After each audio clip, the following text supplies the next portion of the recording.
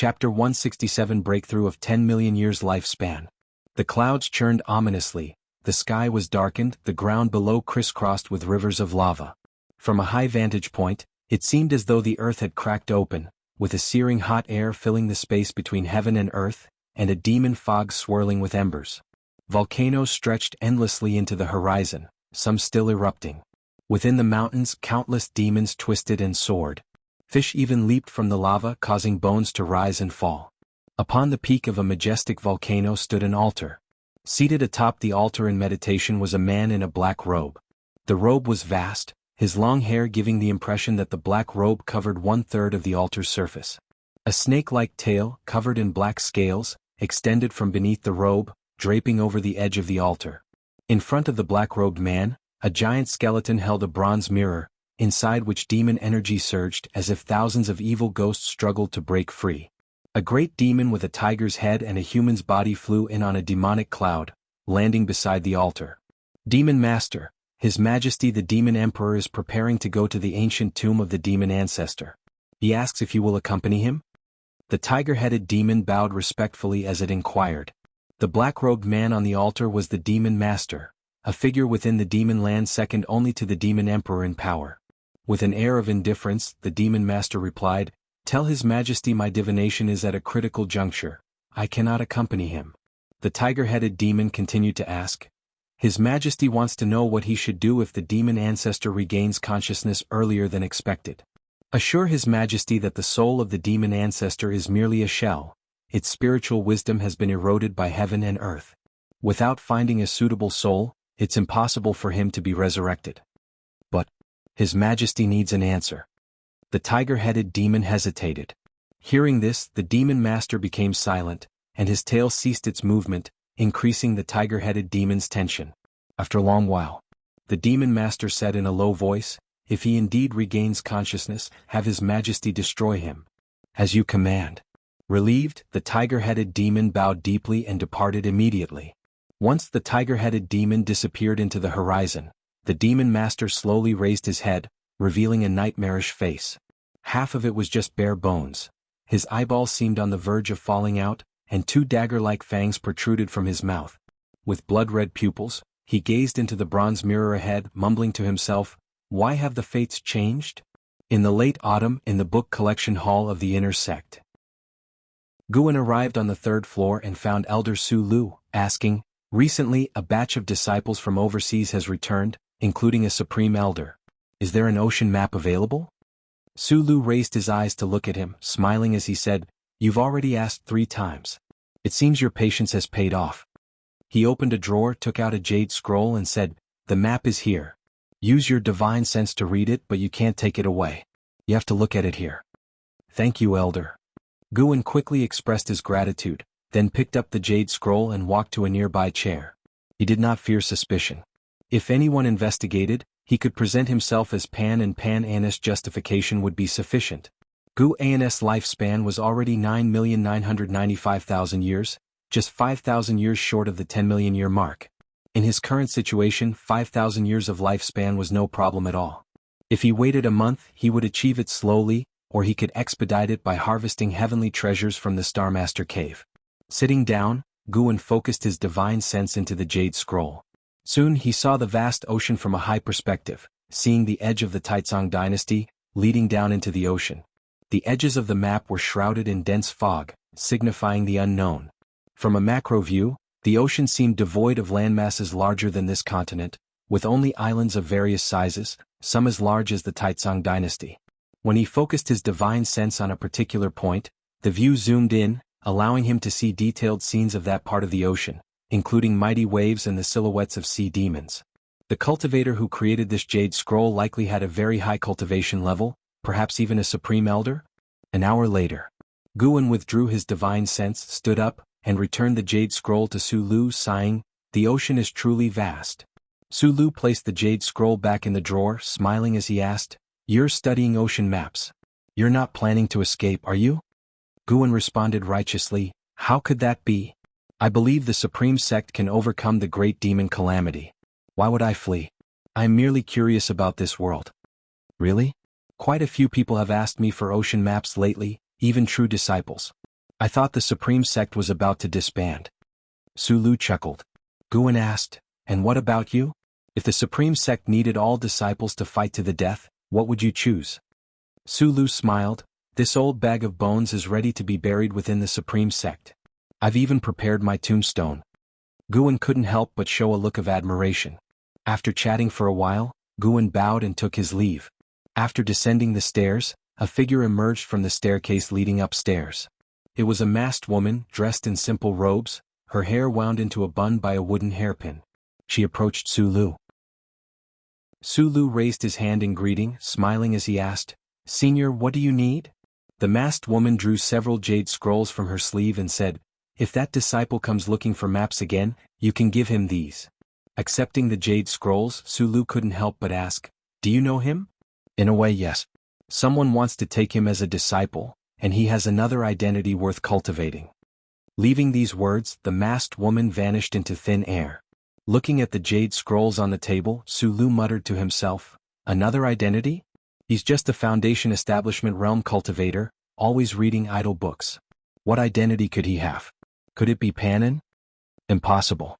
How could Panin enjoy reading Taoist Zunshan's books? Is he the author of the Supreme Secret Records, writing under his real name? Winter set in, bringing late snowfall this year. After nightfall, Guan first went to the Mystic Heaven Cave Mansion to harvest a batch of medicinal herbs and then replant them. Leaving the Mystic Heaven Cave Mansion after a few steps, he arrived at the Nianchu Cave on Heavenly Phoenix Mountain. Tian Yaoer was practicing the Limitless Freedom Step, her figure moving deftly. Despite the short distance, the divine skills were already evident in her movements. This demoness comprehension was indeed high, but to reach 100 miles in one step or even 1,000 would require many more years. As for achieving Guan's level, he currently saw no hope. With just a glance, Guan turned and began gathering medicinal herbs. Tian Yaoer spotted him, her face lighting up with delight as she quickly rushed over. A fragrant breeze hit Guan and Tian Yaoer hugged him, rubbing her face against his chest, causing him some exasperation. Why was this girl getting more and more clingy? Why do you suddenly have a fragrance? Guan asked, raising an eyebrow, lightly patting Tian Yaoer's thigh as she became even bolder. Hugging was one thing, but using her legs to rub against him was too much. Tian Yaoer looked up, giggling, I don't know either. Maybe it's my natural scent. Master, do you like it? Guan pressed his hand to her forehead, pushing her away. It's passable. I have to pick herbs so you keep practicing. Guan was sincere. Although Tian Yaoer smelled good, it didn't stir his heart. Tonight he would reach his 10-million-year lifespan.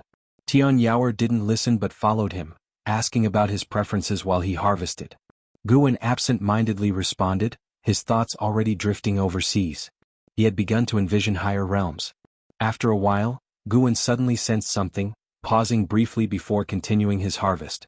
His divine sense reached out beyond Nianchu Cave, scanning the distance. In the darkness, demon fog swirled, and beyond the mountains, colossal creatures moved. Upon closer inspection, he saw a group of cultivators besieging an ancient species 1,000 feet tall, causing the earth to tremble. The ancient species resembled a turtle, with a mountain, which was also a volcano, on its shell and 3 snake-like heads continually spewing demonic flames. Among the besieging cultivators, someone familiar caught his eye. Ji Xiaoyu. Why was she near Heavenly Phoenix Mountain? Ji Xiaoyu's cultivation level had reached the nascent soul realm's 7th layer. The cultivation levels of those with her were all at least Divinity Transformation realm, numbering 27, including one Mystic Heart realm cultivator watching from afar. Guan could sense a demonic energy approaching from the distance, a cultivation level at the Mystic Heart realm's 5th layer. Were these cultivators from the 7-star spirit realm? Guan pondered quietly without pausing in his actions. Before long, the Mystic Heart realm great demon attacked, forcing the Mystic Heart realm cultivator to intervene. A battle between Mystic Heart realm cultivators erupted, prompting Ji Xiaoyu and the others to retreat from the battlefield. Seeing the evenly matched Mystic Heart realm battle, Guan retracted his divine sense and continued gathering medicinal herbs earnestly. After a while, Guan abruptly stopped as 2 notifications appeared before his eyes. Your lifespan has first surpassed 10 million years, activating the lifespan fusion function. Lifespan fusion. Consume lifespan to break the rules of heaven and earth and the laws of the heavenly Tao, fusing different divine skills, spells, and powers. The consumption is determined by the fused objects. Fusion? Guan's first thought was of his 5 elements treasure body. He could finally fuse its cultivation technique into the 5 elements skill. Expectancy shone in his eyes. "Master, why did you stop?" asked Tian Yaoer nearby. Guan replied, "I was wondering if the amount of herbs has decreased, worried you might be stealing some."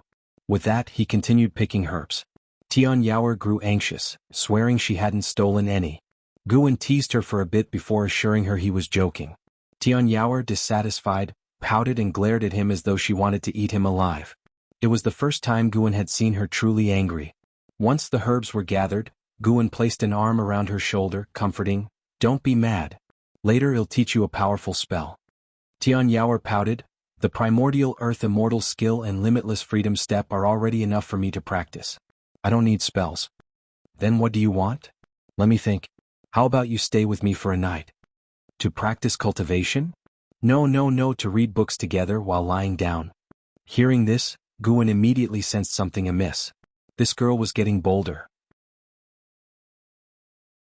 Chapter 168.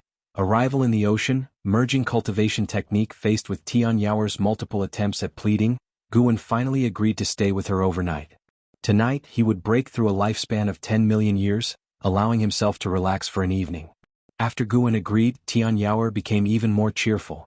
To celebrate reaching a 10 million year lifespan, Guan also returned to Mystic Valley to fetch some lamb for a barbecue, which moved Tian Yaoer greatly. She even thought Guan was commemorating the special day. During the barbecue, Guan's divine sense remained locked on the battlefield at the edge of Heavenly Phoenix Mountain. More and more demons were gathering. The great cultivator in the Mystic Heart realm leading Ji Xiaoyu and the others could not secure victory immediately, which dragged Ji Xiaoyu and the others into the battle. If the fight continued like this, doom was likely. It was uncertain whether these people were from the Ji family or from the 7 Stars spirit realm. Guan pondered this while chatting with Tian Yaoer, making sure she did not notice any flaws in his behavior. An hour later, the great cultivator in the Mystic Heart realm sustained severe injuries and had to lead Ji Xiaoyu and the others to escape. But by now it was too late to flee. Guan lay under the tree, giving pointers to Tian Yaoer on her cultivation. Tian Yaoer was continuously practicing the limitless freedom step in front of him. Occasionally he gave his critiques. For each of his comments, Tian Yaoer felt aggrieved, her small mouth pouting. "You promised to lie down and read books together." "Liar. Big liar." The more Tian Yaoer trained, the redder her eyes became. Guan found her expression amusing. Today he would teach her a lesson. The harder you try to get something, the tougher it is to obtain. That was the meaning of life. If she started having these wild thoughts after just a few years, how would she endure thousands or even tens of thousands of years? Guan was moved by his own broad-mindedness. Tian Yaoer was indeed lucky to have met him. If it were another master, she would be doomed. Under the black sky, Ji Xiaoyu, clad in black, was fleeing quickly through the wilderness haunted by monsters and demons. Upon seeing her figure, these creatures all charged toward her. With a sword in her right hand, she used the heavenly dragon demon-suppressing form. A golden Dharma aspect appeared behind her, and golden dragons emerged from it, massacring demons and monsters from all directions. Soon, she dissolved the heavenly dragon demon-suppressing form and slew demons and monsters with her sword. She could no longer tell directions and could only run in a single direction. She did not know how much time had passed. Ji Xiaoyu's spiritual power depleted. As she ran, she took spirit energy elixirs, but the spiritual power provided by these elixirs was completely inadequate for fighting. She stopped beneath a hill, swiftly took out small flags and talisman papers, and within 5 breaths, set up a formation, becoming invisible within a circled area. She sat down to meditate, beginning to cultivate energy. Demons flew over her head, unable to see her form. However, the ground began to tremble, rocks jumped up, making Ji Xiaoyu open her eyes and frown. From her viewpoint, a colossal figure loomed behind the mountains, faintly discernible. It was a giant demon in shape-shifting form, with a human-like body and a lion's head. Its long mane twisted like tendrils, horrifyingly menacing in the dark night. "Where do you think you're escaping to, little lady?" A cold, violent voice rang out, followed by a storm that swept through the mountain wilderness, kicking up waves of dust. After the gust hit Ji Xiaoyu's formation, the airborne rocks and currents avoided the formation, which highlighted its outline instead. Ji Xiaoyu stared at the approaching giant demon silhouette with a calm expression, without a trace of fear in her eyes. She merely sighed softly, and a faint golden mark appeared on her forehead. Before long, the terrifying giant demon arrived in front of her. He squatted slowly, the cloud-like sea revealing his lion head with sharp fangs, blood-red eyes, and a mane, like flames from hell, blazing fiercely. Suddenly, the terrifying giant demon stopped. He raised his eyes to look behind Ji Xiaoyu. The golden mark on Ji Xiaoyu's forehead had expanded, covering her entire forehead like a complex network of lines. She sensed something and turned to look. On top of the hill behind her stood a figure, a man in purple clothes with a mask on his face, standing against the wind. She was secretly startled, not having noticed the other approaching. "Where did you come from?" the terrifying lion demon roared in anger, swinging a palm toward the hill. With one palm strike, Ji Xiaoyu's formation shattered under immense pressure. Small flags plunged into the ground, talisman papers fluttered, and her hairpiece was blown off, her hair dancing wildly. Boom! With a deafening roar, the earth shook and the sky trembled, forcing even Ji Xiaoyu, in the seventh layer of the nascent soul realm, to close her eyes. When the unsettling aura dissipated, she opened her eyes to find the terrifying lion demon left with only his upper body, blood raining down. The demon clouds in the night sky dispersed, revealing splendid, beautiful stars. Ji Xiaoyu's eyes widened in astonishment. That lion demon was so powerful, even her void-crossing realm companions were devoured by it. Subconsciously she turned to look. The mysterious man still stood on the hill, his arms hanging naturally as if he had not been the one to strike. The man was none other than Guan. To avoid being recognized, Guan had made his figure larger, taller by one head, with disheveled hair and an almost invisible aura. He didn't use the 9 extremes yin-yang body because news of Sword Venerable Fudao mastering the Demon Shadow divine skill had already spread. He didn't want Ji Xiaoyu linking him to Sword Venerable Fudao. Ji Xiaoyu quickly stood up and bowed to Guan, saying, "Thank you for saving me, senior." "Why is a Ji family disciple in the demon land?" Guan asked in a hoarse voice, easily reminiscent of a weathered man in his 40s or 50s. Killing that great demon had granted him 600 years of lifespan, a tremendous bounty. Ji Xiaoyu replied, "I followed the 7-star spirit realm for training. Does senior have any relationship with my family?" Guan appeared in front of Ji Xiaoyu out of thin air, placing a hand on her shoulder and said, "Let's talk in another place." Before Ji Xiaoyu could respond, everything blurred before her eyes. The long-distance space shift made her uncomfortable, unable to move. A few moments later she felt her feet touch the ground. Opening her eyes, she found herself in a cave.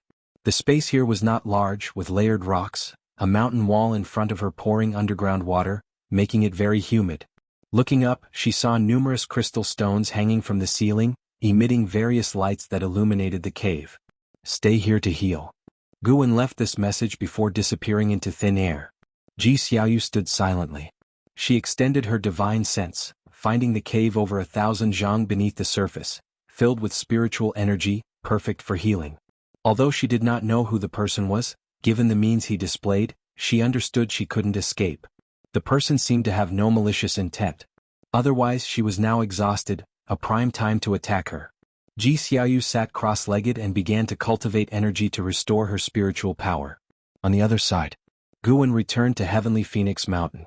Tian Yaoer was sulking, but seeing him with 2 bottles of fine wine, she immediately beamed with joy. Since the last time she got drunk, she had fallen in love with alcohol. Half an hour later, Tian Yaoer was drunk and lying on Guan's lap. Guan patted her back, a smile on his face. In the morning, Guan did not immediately return to the Supreme Sect nor look for Ji Xiaoyu, as she would not recover her spiritual power and injuries in just one night. He went directly south, flying toward the ocean. Utilizing the 9 extremes yin-yang body, he transformed into a shadow form, then performed the limitless freedom step to swiftly leave the Taizong dynasty and enter the ocean. The vast sea and open sky widened Guan's view, lifting his spirits. His figure constantly shifted, moving quickly above the sea of clouds. On the ocean, a large ship sailed quickly. On the deck lay a man in green robes, lying on his back with a book in his hands. Suddenly he saw something sitting up abruptly. However, upon closer inspection he found nothing in the sky. "That's odd, did I see wrong?" The man in green frowned deeply. He lost interest in reading, putting his book, The Investiture of the Gods, back into his storage bag before walking to the bow of the ship, gazing into the distance. The ocean stretched endlessly, but he could already feel the breath of his homeland. He smiled, murmuring, A demon calamity, another opportunity for me to turn the tide in my favor. Guan took over 500 steps, finally landing on a mist-shrouded island. The island was vast, sparsely populated with living creatures, with only 6 islands within 10,000 li, perfect for his breakthrough. He quietly slipped into the forest, sitting under an old tree, and immediately activated the lifespan barrier. He pulled up his attribute panel, seeing his lifespan of 10,010,000 years, a smile forming on his face. First, upgrade his cultivation technique. Guan began using the lifespan fusion function, merging the primordial earth immortal skill with 4 basic cultivation techniques of different attributes. Due to the significant difference between these 5 techniques, forcibly merging them will not necessarily exceed the most powerful technique. Do you wish to continue? What? Did it mean the fusion would take an average? Guan cursed inwardly. Was this a way to waste his lifespan? Fortunately, he prepared other techniques. Over the years, he had killed countless enemies, searched many souls, and transcribed many techniques himself just in case. He immediately took out 4 high-rank techniques, starting to cultivate them one by one. He did not need to abandon his original cultivation, nor did he need to cultivate other attributes of spiritual power. He only needed to run through the sorcery once, allowing the techniques to enter his attribute panel. After half an hour, Guan's attribute panel showed 4 more techniques. He intended to upgrade them one by one but received a prompt. The technique's attributes conflict. Please choose to abandon and start anew, or forcefully integrate with a risk of deviation. Damn. Even with a golden finger similar to a system, he could still risk deviation? Guan had no choice but to enable the lifespan fusion function, merging these 5 techniques. Fusion will cost 500,000 years of lifespan. Do you want to continue? This costs 500,000 years? Guan suppressed his heartache and chose to continue. You invested 500,000 years of lifespan to merge the primordial earth immortal skill, karma fire dark sky skill, golden light spirit body art, vast earth vital energy skill, great cold heaven sorcery. Fusion successful. You comprehended 5 elements Taoist skill. Chapter 169 Breakthrough to the 9th layer of the loose immortal realm. As the prompt indicating successful fusion fell, a massive memory wildly surged into Guan's mind, plunging his consciousness deep into it. Earth spirit energy rose, the ground turned into a sea of chi and 5-colored spiritual energy swirled around his body like a whirlwind. The spiritual energy of the entire island started to rush toward him, causing the mountains and forests to sway, and all the living creatures on the island to be startled and flee. Guan immersed himself in the cultivation memories, forgetting about the outside world. An ancient hour later, he slowly opened his eyes. Through the lifespan barrier, he saw the woods shaking violently and thunderclouds rolling in the sky, as if he had suddenly moved from morning to evening. He savored the profoundness of the 5 elements Taoist skill, his heart filled with joy. The sorcery of the 5 elements was indeed formidable. The 5 elements created heaven and earth. Although the attributes of heaven and earth were more than the 5 elements, the 5 elements were the most fundamental. The 5 elements evolved into heaven and earth evolved into more attributes and rules. By relying on the evolution of lifespan, Guan had already mastered the 5 elements Taoist skill. The myriad subtleties within the cultivation technique were hard to explain clearly in a short time. He reopened the attribute panel and devoted 500,000 years of lifespan into the 5 elements treasure body for evolution. One prompt after another popped up crazily before his eyes, until he saw one prompt and a smile appeared on his face. You have comprehended the true meaning of heaven and earth for 350,000 years, and received the tempering of heaven and earth true meaning in your physical body. Your root bone has transformed, and your 5 elements treasure body has advanced to the innate Taoist body. The following 150,000 years were all for enhancing the innate Taoist body, but the innate Taoist body did not advance further. As the earth spirit energy surged into Guan's body again, he decided to continue devoting his lifespan, at least to undergo another transformation in his physique. He devoted 10,000 years after another. After 370,000 years, his innate Taoist body successfully advanced to the mystic holy body. The speed at which earth spirit energy poured into his body accelerated, plunging him into an indescribably wondrous state. At that moment, a powerful divine sense swept over the island. Nirvana realm. Guan was secretly shocked. There were indeed immortal path realms hidden overseas. The continent he was on was just a small corner of heaven and earth. Guan did not panic at all. With the lifespan barrier in place, the other party could not detect him. After 30 minutes, the divine sense disappeared. However, in the following time, divine senses kept sweeping over the sea area. The lifespan barrier began to extract spiritual energy from more distant sea areas, causing gigantic waves to rise on the sea, where sea demons tossed about. It wasn't until noon that Guan finally fully transformed into the mystic holy body, and the entire heaven and earth in his perception were renewed. Not only could he feel more elusive and touchless forces, but his physical Buddhist chi blood also greatly strengthened. With his own physical strength alone, he felt he could easily crush a Mahayana realm cultivator. He opened his eyes and saw that the lifespan barrier alone had consumed nearly 200,000 years of lifespan in the morning. Feeling the increasing number of divine senses sweeping over the sea area, Guan had to stop. Just now, he even felt a divine sense that made him frightened, indicating that the other party's realm might be the same as his or even higher. The ocean was indeed unfathomable. He feared that continuing today would attract more terrifying old monsters. He decided to change locations and continue later. Maintaining the lifespan barrier, Guan focused on the attribute panel, thinking about what to enhance next. The cultivation technique could be upgraded another level, and he could choose one divine skill or ultimate skill, as there was no need to enhance too many combat methods at one time. The many divine skills, spells, and ultimate skills he possessed were already very advanced, each alone was rarely seen in the world. It wasn't until evening that Guan left the island, heading quickly eastward. He took 500 steps of the limitless freedom step continuously before stopping. This time, the island he stayed on was very small, with no demons, only creatures without spiritual wisdom. Guan activated the lifespan barrier and, after sitting down, pulled up the attribute panel.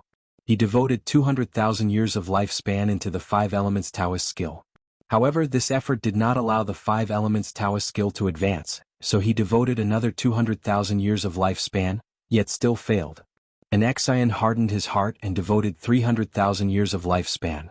Finally, the 5 Elements Taoist skill evolved, advancing to the Heaven and Earth Primordial skill. Mastery Realm. A total of 700,000 years of lifespan. At the same time, the Heaven and Earth Primordial skill also awakened a divine skill called Universe in the Palm, which could store all things of heaven and earth in one's palm, with the amount depending on one's mana level. Guan glanced at his lifespan, over 7,700,000 years, still sufficient. Nature's spiritual energy began to rush wildly into his body, and his thoughts were occupied by inherited memories. An ancient hour later, he opened his eyes. It was already dark. Having no time to savor the Heaven and Earth Primordial skill, his gaze turned to the attribute panel again. The Primordial Rui skill must be enhanced, as it was Guan's fundamental standing, allowing high realms to be unable to spy. Another 50,000 years of lifespan. Unknowingly, Guan became bolder. One after another prompt popped up madly before his eyes, and ultimately the Primordial Rui skill advanced to the All Things Form and Energy art. The All Things Form and Energy art not only enhanced the ability to conceal one's aura but also allowed one to change their aura, consistent with all things. In other words, if Guan encountered a demon, he could manifest demon energy. Encountering a demon, he could manifest demonic chi without being seen through. At the same time, the All Things Form and Energy art awakened a divine skill, Heaven and Earth 9 transformations. This was a transformation divine skill with endless marvels. Just as the Earth Spirit energy dissipated, it started rushing toward Guan again, the ocean within 10,000 miles raising waves, with the scope rapidly expanding. This time, not only did divine senses sweep over the island, but also cultivators' figures flew over in the sky. Guan's presence broke the tranquility of the ocean. He couldn't care less. Another ancient hour later, Guan opened his eyes, seeing he had less than 7,200,000 years of lifespan left, suddenly feeling 1,000,000 years of lifespan wasn't that much. He couldn't enhance other divine skills, as what if it wasn't enough to break through? The higher the realm, the more lifespan consumed, especially the Immortal Path realm. Even without reference, Guan could guess that breaking through the realm of the Immortal Path was definitely not a matter of decades or centuries. He patted his face and silently began to pray. First, he devoted 1,000,000 years of lifespan into his cultivation level. Due to your reconstruction of cultivation techniques, you start from the energy cultivation realm comprehending the Heaven and Earth Primordial skill. You cultivated chi absorption for 1 year and your cultivation level restored to the foundation establishment realm. You cultivated chi absorption for 3 years and your cultivation level restored to the core formation realm. You cultivated chi absorption for 5 years and your cultivation level restored to the nascent soul realm. You cultivated chi absorption for 500 years and your cultivation level restored to the Mahayana realm.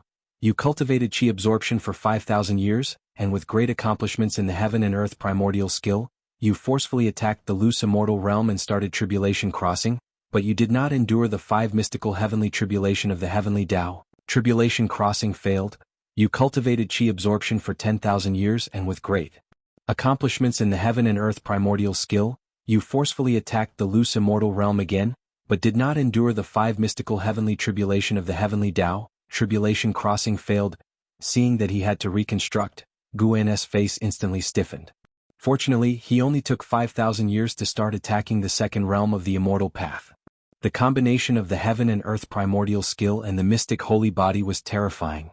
One must know the lifespan evolution consumed more lifespan than real-time cultivation. Why more? Because it needed more lifespan to evolve the cultivation process and quickly transform spiritual energy into his cultivation level.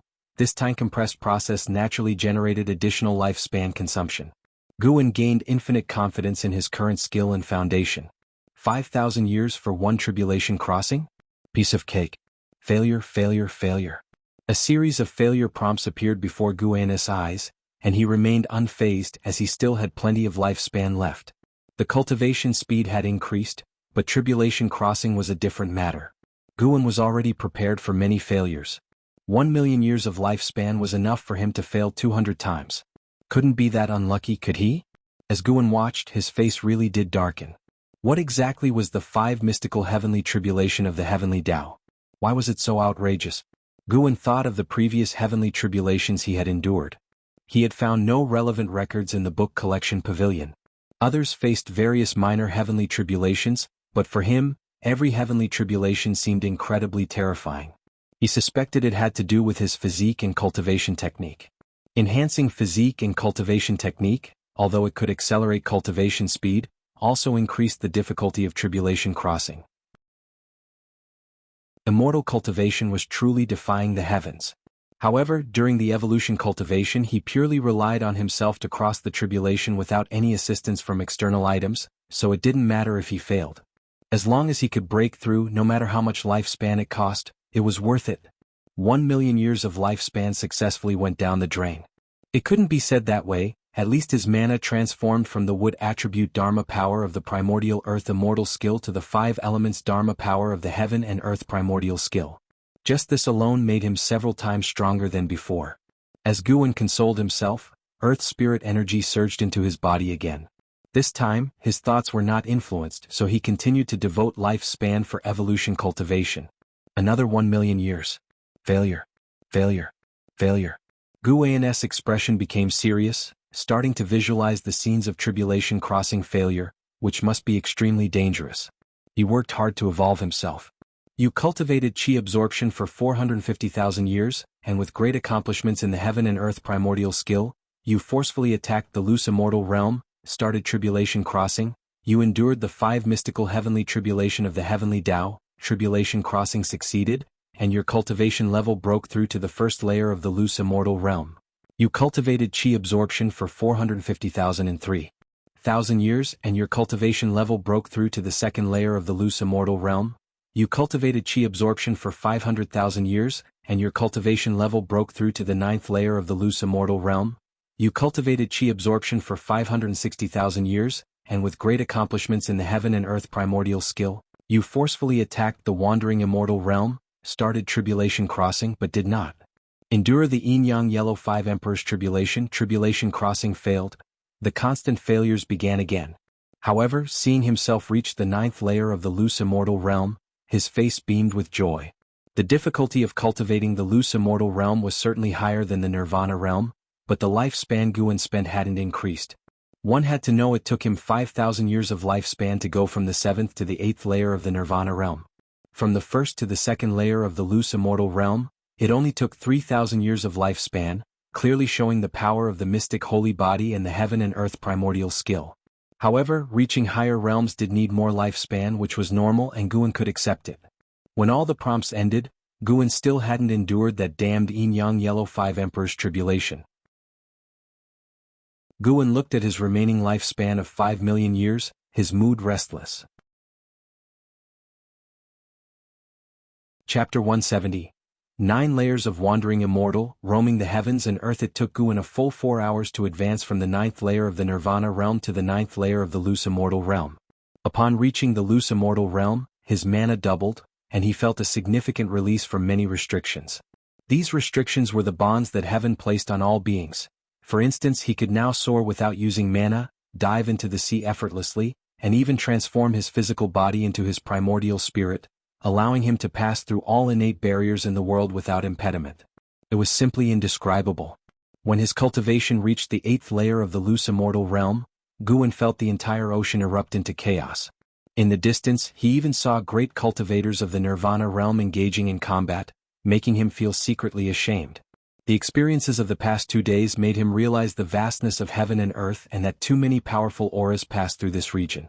Lu Lingjun had not made a mistake in ascending to the spirit realm. In a certain sense, this realm was equivalent to the spirit realm or the immortal realm and was a world beyond mortal comprehension. Considering Guan's past life on Earth, this place was unlikely to be as large as the Taizong dynasty. Guan recalled Lu Lingjun and the White Spirit Demon Emperor's names for this land. The Great Heavenly Spirit Land. Just how vast was this so-called Great Heaven and Earth? Guan couldn't help but look up at the sky. Speaking of which, he had never explored how high the sky was. In the Nirvana realm, he had used his divine sense to probe continuously upward, with terrifying results. His divine sense couldn't surpass the sky's apex. The heavens in the Great Heavenly Spirit Land seemed infinitely high, shocking him severely, given the cosmological concepts he had built in his previous life. And now, in the loose immortal realm, Guan could faintly sense a mysterious force in the sky, a power that even loose immortals dared not rashly contact. It wasn't a living being's aura but more like the majesty of heaven. Guan took a deep breath and lowered his gaze back to his attribute panel, his eyes growing firm. Since the commotion had already been significant enough, he decided to keep enhancing his cultivation level. 1 million years of lifespan invest. A barrage of prompts appeared. Failure. Failure. Failure. Guan remained optimistic. 5 million years of lifespan. Can't I break the Yin-Yang Shenhuang 5 Emperors tribulation? I don't believe it. Just as this thought arose, his entire million-year investment in lifespan failed to pass the tribulation. His expression unchanged, he invested another 1,000,000 years. He continued to fail repeatedly. He reminded himself that he was already a great cultivator at the 9th layer of the loose immortal realm, with a stable Taoist heart. Do not be elated by external success, nor sad by personal failure. A third million-year lifespan invest. A few moments later, he couldn't help but utter a single word, crap. The demeanor nurtured through 91 years of cultivation in the immortal cultivation world finally broke, awakening a native expletive from the depths of his soul. Guan dared not invest another 1,000,000 years and opted for 500,000 years instead. Heavens bless me. Wait, he was defying heaven, so he sought the blessing of his master, Qing Shendan. Failure once more filled his vision. When a prompt with significantly longer text appeared, his heart filled with joy. Here it comes. After 35,000 years of chi absorption cultivation, using the great accomplishment in the heaven and earth primordial skill, you forcefully impacted the traveling immortal realm, began to cross the tribulation, passed through the Yin-Yang Shenhuang 5 Emperors tribulation, successfully crossing the tribulation, and your cultivation level rose to the 1st layer of the traveling immortal realm. After 35,500 years of chi absorption cultivation, your cultivation level rose to the 2nd layer of the traveling immortal realm. After 36,000 years of chi absorption cultivation, your cultivation level rose to the 3rd layer of the traveling immortal realm. After 44,000 years of chi absorption cultivation, your cultivation level rose to the 9th layer of the traveling immortal realm. After 46,000 years of chi absorption cultivation, using the great accomplishment in the heaven and earth primordial skill, you forcefully impacted the heaven and earth flying immortal realm, began to cross the tribulation, but failed to survive the heaven and earth divine intent heavenly tribulation. The subsequent 4,000 years were filled with failures, with a tribulation every 2,000 years. Phew, the 9th layer of the traveling immortal realm. Exciting. The earth spirit energy surged upwards, and the sound of the earth groaned like a dragon's roar echoing in his ears, making him feel incredibly joyous. Heaven does not disappoint those who persist against life's odds. The heaven and earth flying immortal realm, can one fly out of this sky? Guwen pondered this with infinite anticipation in his heart. Now he only had 1,600,000 years of life left. He couldn't dare to continue crossing tribulations. If he got carried away and drained his entire lifespan, resulting in sudden death, it would be too sorry for his current life. The 9th layer of the traveling immortal realm should be enough, right? Currently, on the mainland surface, there were no Nirvana realm experts. They might exist in the demon land or the 7-star spirit realm, but they were hidden. The 7-star spirit realm might have loose immortals, but could they defeat a traveling immortal like him? If such an old monster existed, Guwen could wait for decades until the million-year function activated, then he could boost up again.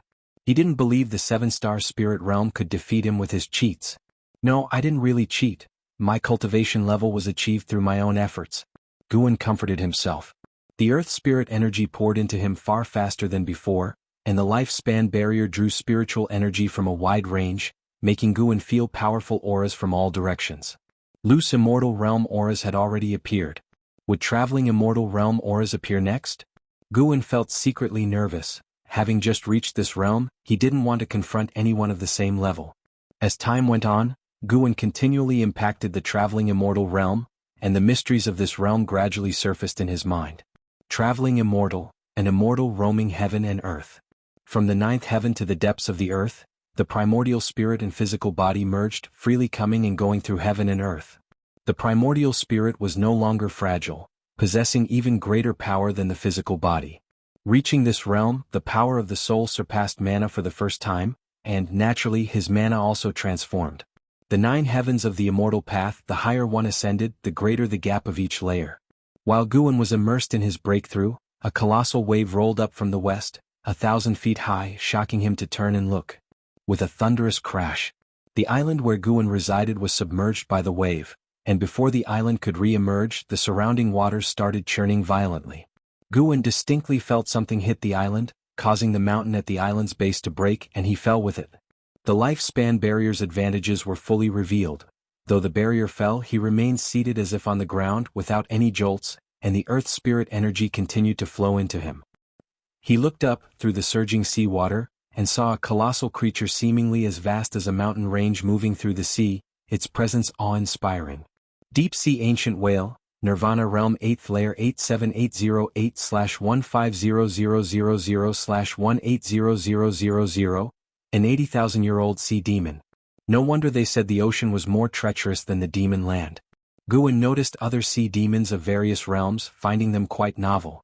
Soon, his breakthrough approached a critical juncture, forcing him to close his eyes and focus entirely on understanding the traveling immortal realm's true essence.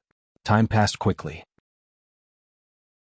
When Guwen opened his eyes, he had already reached the first layer of the traveling immortal realm, discovering himself at the sea floor. It was pitch black, surrounded by numerous mountains and countless sea demons, nary a living being without demon energy. Being in such an environment was inevitably frightening. Fortunately, Guwen sensed no aura of the traveling immortal realm.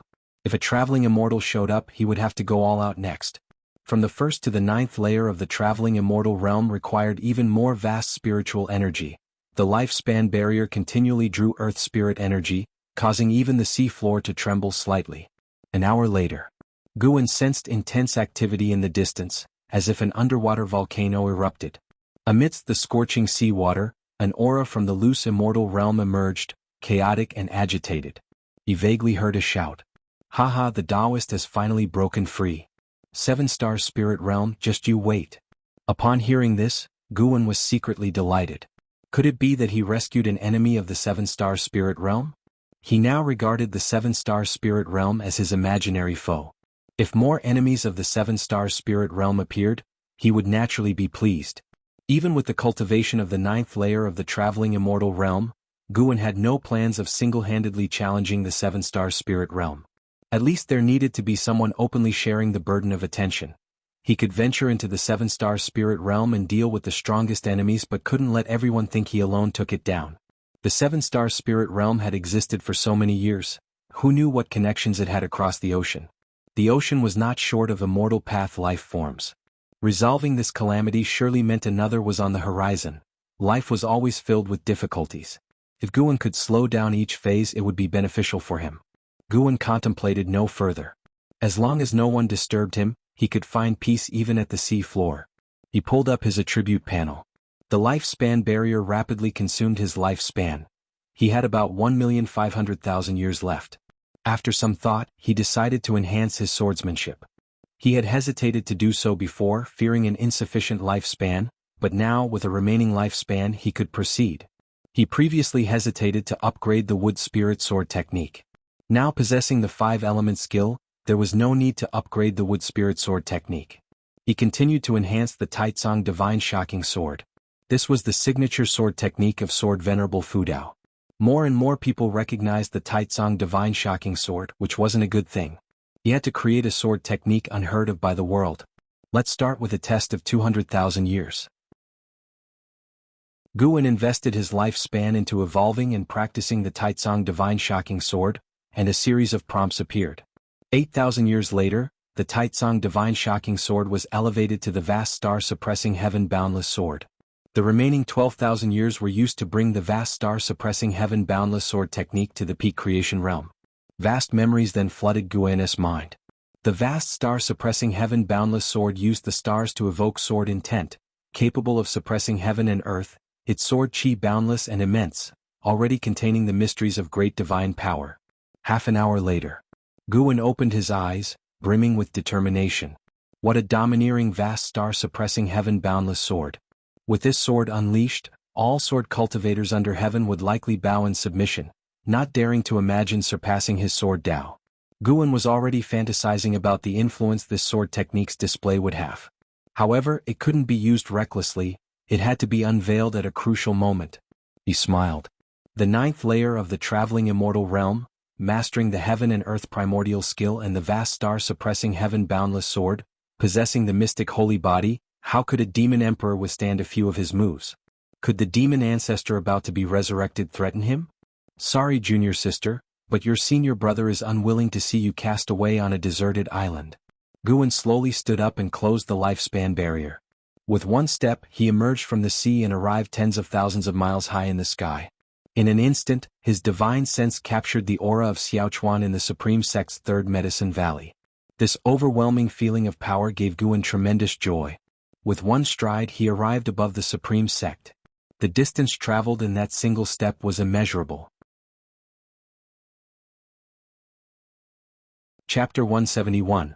Named Holy Land. Actually, Demon Cave. The Supreme Sect under the night sky was serene and peaceful. Guan's divine sense encompassed the entire Supreme Sect. He saw the hidden spaces seemingly exposed before his eyes, each cave residence laid bare. There were even small realms similar to the Manifest Holy Cave, though those small realms were far less extensive than the Starmaster Cave. The Supreme Sect had 4 Mystic Heart Realm cultivators. Ancestor Shen Quan, Lu Lingjun, and 2 Supreme Elders whom Guan had never seen before. One was a woman whose presence he had sensed in the Inner Sect's book collection hall. One had to admit, the foundation of the Supreme Sect was strong. Guan noticed LV Badian practicing energy in his cave, seemingly still striving to break through to the Mystic Heart Realm. LV Badian treated Guan well. Guan started to consider secretly assisting him during his next tribulation crossing. Then Guan returned to the Mystic Valley.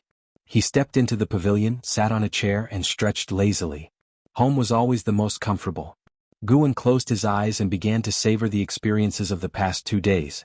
The mysteries of the wandering immortal realm, the vastness of the heaven and earth primordial skill, and the wonders of the mystic holy body, too many things were worthy of reflection and appreciation. Until morning came, Guan went downstairs to lead his disciples in exercises, then returned to his room. The disciples did not notice Guan's changes because the gap in cultivation levels was too vast. The disturbances in the ocean did not reach the continent, and over the next 3 days, Guan did not sense the divine senses of nirvana or loose immortals sweeping across the continent, which put him at ease. After 3 days he continued harvesting medicinal herbs. His lifespan was just over 1.4 million years, with the lifespan barrier alone consuming hundreds of thousands of years. For the next lifespan function activation he would need to accumulate 100 million years of lifespan. The mere thought made Guan's scalp tingle. 100 million years of lifespan was no easy task, certainly not the work of 2 or 3 decades. At his current rate of 200,000 years of lifespan income per year, it would take about 5 centuries. He had to strive harder to increase his annual lifespan income. In the morning he went to the Third Medicine Valley. In the afternoon he visited Tianya Valley. By evening he headed to the Demon Land to meet Ji Xiaoyu. In the underground cave, the black-clad Ji Xiaoyu was still seated in meditation, cultivating energy. Her spiritual power had recovered by 30%, and she had consumed quite a number of spirit energy elixirs during this period. Guan appeared out of thin air 10 steps away. Ji Xiaoyu did not detect his presence. After watching quietly for a while, Guan finally spoke up, "There is a powerful force within you. After depleting your spiritual power, this force has actually enhanced your cultivation level." Upon hearing this, Ji Xiaoyu quickly opened her eyes, then stood up and faced him with a clasped fist in courtesy. "I have ties with the Ji family and wish to teach you a divine skill. Would you like to learn?" Guan asked calmly. He intended to impart the Taoist Gang primal energy to Ji Xiaoyu. The Taoist Gang primal energy, transformed from Heaven and Earth Path Gang, was stolen from Ji Xiaoyu by Jiang Qiong. By returning it to Ji Xiaoyu, Guan repaid the debt of her past rescue. Upon hearing this, Ji Xiaoyu asked, "May I ask, Senior, what divine skill is it?" "The Taoist Gang primal energy. Have you heard of it?" "The Taoist Gang primal energy?"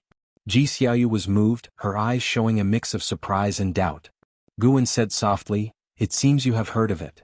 Through her mask, Ji Xiaoyu could not discern his true appearance. She suppressed her inner shock and asked with furrowed brows, "May I ask, Senior, who exactly are you?" "The Taoist Gang primal energy is an ultimate skill of the Ji family that has been lost. There is no related transmission within the family, and to master the Taoist Gang primal energy, one must first cultivate the Heaven and Earth Dominator body. To achieve the Heaven and Earth Dominator body is enough to be included in the main family's lineage." Guan replied, "There is no need for you to know my identity. You only need to answer whether you want to learn." "Then please, Senior, teach me." Ji Xiaoyu replied without hesitation. Guan waved his sleeve and a gust of wind blew towards Ji Xiaoyu. She had no time to dodge and was immobilized. In her pupils, a figure continuously changed stances. While Ji Xiaoyu was entranced, Guan observed her, equally curious. Besides the primordial Taoist talisman, Guan sensed she had other secrets. She possessed an indescribable composure. Even facing Guan, she did not lose her poise. Guan recalled the first time he saw Ji Xiaoyu in his youth. She was different from her peers even at a few years of age. At that time he even guessed she might have been possessed by someone, with an old soul inside her body. An hour later, Ji Xiaoyu's eyes became clear. She took a deep breath and turned to look at Guan, who was standing not far away by the mountain wall. She said, "Thank you, Senior, for your guidance. How can I repay you?" She was sure the Taoist Gang primal energy she just acquired was genuine. The Taoist Gang primal energy shared many similarities with her Heaven and Earth Path Gang. She could even see the signs of the Heaven and Earth Path Gang evolving into Taoist Gang primal energy. This person's Tao level surely exceeded her imagination. He might even be the strongest person she had ever encountered in her life. "I do not need your repayment. I am only considering your surname, Ji. Tell me, what are your impressions of the seven-star spirit realm?" Guan replied casually. In fact, in his heart, Ji Xiaoyu was more important than the Ji family. Although the Ji family raised him years ago, they intended to cut off his hand. It was Ji Xiaoyu who spoke up to save him. His acceptance into the Supreme Sect was also Ji Xiaoyu's idea, unrelated to the Ji family. Over the years, the medicinal herbs Guan had contributed were enough to repay the Ji family. This time, rescuing Ji Xiaoyu was also repaying her past kindness. At least in Guan's mind, he and the Ji family, including Ji Xiaoyu, were even in grace. The Ji family was about to leave the Supreme Sect. To Guan, it meant that the Ji family would have no relation to him in the future, becoming strangers. Ji Xiaoyu looked at Guan and calmly said, "A place named Holy Land, but in reality, a demon cave." Guan was surprised. He did not expect Ji Xiaoyu to recognize this. Ji Xiaoyu continued, "It seems Senior also has a different view of the seven-star spirit realm. Otherwise you would not have asked me. Perhaps we can stand on the same side." "Oh, why should we stand on the same side?" Guan's tone was intriguing. Ji Xiaoyu frankly said, "I want to overthrow the seven-star spirit realm. My power alone is too weak. I hope Senior can assist me." Guan inquired, "Reason?" "It has nothing to do with the sake of the people. The Ji family wants to marry me off to a disciple of the seven-star spirit realm. For the sake of blood relations I cannot oppose the Ji family, so I intend to eliminate the seven-star spirit realm. Ji Xiaoyu's expression remained calm. Though I was born in the Ji family, I will not choose to sacrifice myself for the family. Between me and the family I will always choose myself. If Senior harbors animosity towards the seven-star spirit realm, then we can join forces. I will gather as much information about the seven-star spirit realm as possible. Listening to her, Guan could sense the coldness emanating from her bones, causing him to reassess her. In Guan's impression, Ji Xiaoyu had been merely calm and composed. Only this time did he truly understand who Ji Xiaoyu was. Although her words seemed selfish, Guan did not dislike her for it. A person must prioritize themselves, and Ji Xiaoyu had not harmed her clansmen. The seven-star spirit realm was indeed not a decent entity. Guan said, "All right." Ji Xiaoyu immediately raised her hand in salute to Guan. "Do you know that the root cause of the demon calamity comes from the seven-star spirit realm?" Guan suddenly asked. Upon hearing this, Ji Xiaoyu frowned and said, "I only know some of the evil deeds the seven-star spirit realm has done. I guess there might be a connection, but I don't know the specific reasons." Guan then told her what he had learned.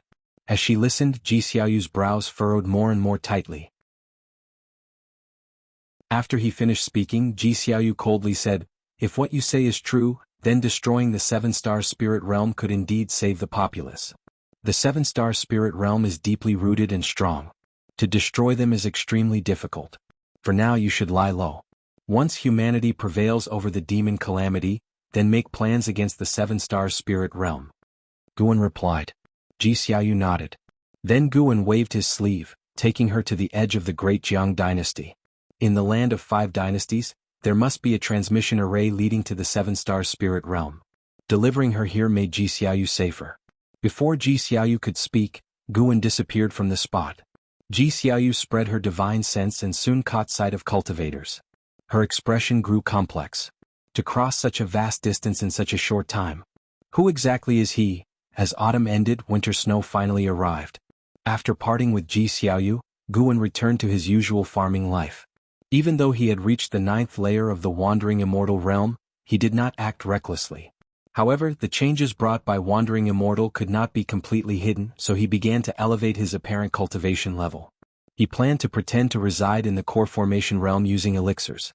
In the future he could slowly improve his cultivation, creating the image of someone dependent on elixirs. This would make others think him lucky and not strong. Guan aimed to be perceived as harmless to the Supreme Sect and other factions, making everyone believe there was no point in killing him, nor any harm in keeping him alive. This day, in the 3rd Medicine Valley, Guan was playing chess with Lu Lingjun. Snow drifted down but could not cover their bodies or the chessboard. Guan placed a piece and smiled, "You've lost again." Lu Lingjun frowned, puzzled. She had calculated countless scenarios. How did she still lose? It didn't make sense, she thought. She was in the mystic heart realm. Unable to restrain herself, she asked, "Why can't I beat you?" "You're too hasty. Being hasty leads to flaws." Guan replied. Chess was something he brought to this world. How could he lose? He had to defend the dignity of Wuxia people. Lu Lingjun couldn't help but ponder. At that moment, a figure flew over, Elder Gu Zong's son Guyu. He quickly landed beside Guan, excitedly saying, "Guan, the true inheritor disciple has returned. He's planning to lecture in the inner sect after the new year. You have to listen. They say he's now in the Mahayana realm." Hearing this, Lu Lingjun grew interested too. 4 mystic heart realm cultivators, the most intriguing subject was how to reach the Mahayana realm. Guan couldn't help but ask, "Really? What is the true inheritor disciple's name?" Yesterday he had sensed a Mahayana realm cultivator enter the Supreme Sect. As elders had personally received the person, he hadn't paid much attention. Of course it's true. His name is Tianyi. With a Mahayana cultivator like him, we'll have a better chance against the demon calamity. He said if had come back earlier, dealing with the 6-headed sea dragon, another Mahayana cultivator, would have taken just a single move. Guyu said excitedly, his face full of admiration. Chapter 172. Regret having met too late. Journey to the west. Guyu's arrival interrupted the chess game between Guan and Lu Lingjun. Lu Lingjun was also interested in Tianyi, so she asked Guyu a few questions. After chatting for a while, Guyu finally left. Guwen noticed Lu Lingzhen's drifting thoughts and knew she was thinking about Shen Tianyi. He stood up and turned to leave. Lu Lingjun suddenly said, "After the new year, you should go listen to the teachings too. It's a rare opportunity as great cultivators are not often seen." Guwen turned back to look at her, seeing her face full of longing. He chuckled lightly without saying more. The influence of a Mahayana realm cultivator's teachings was immense. As winter approached, more and more disciples returned, and cultivators from other sects also came. Shen Tianyi's name spread throughout the immortal cultivation world, and his cultivation achievements were revealed and widely circulated. Supreme Sect's strongest genius since ancient times. Core formation at 20, nascent soul formation at 42, divinity transformation at 70, void crossing at 100, and unification at 200. Due to his extraordinary talent, Supreme Sect hid his true age before he reached the unification realm. When he attained the 9th layer of the unification realm, he went south to seek immortal fate directly.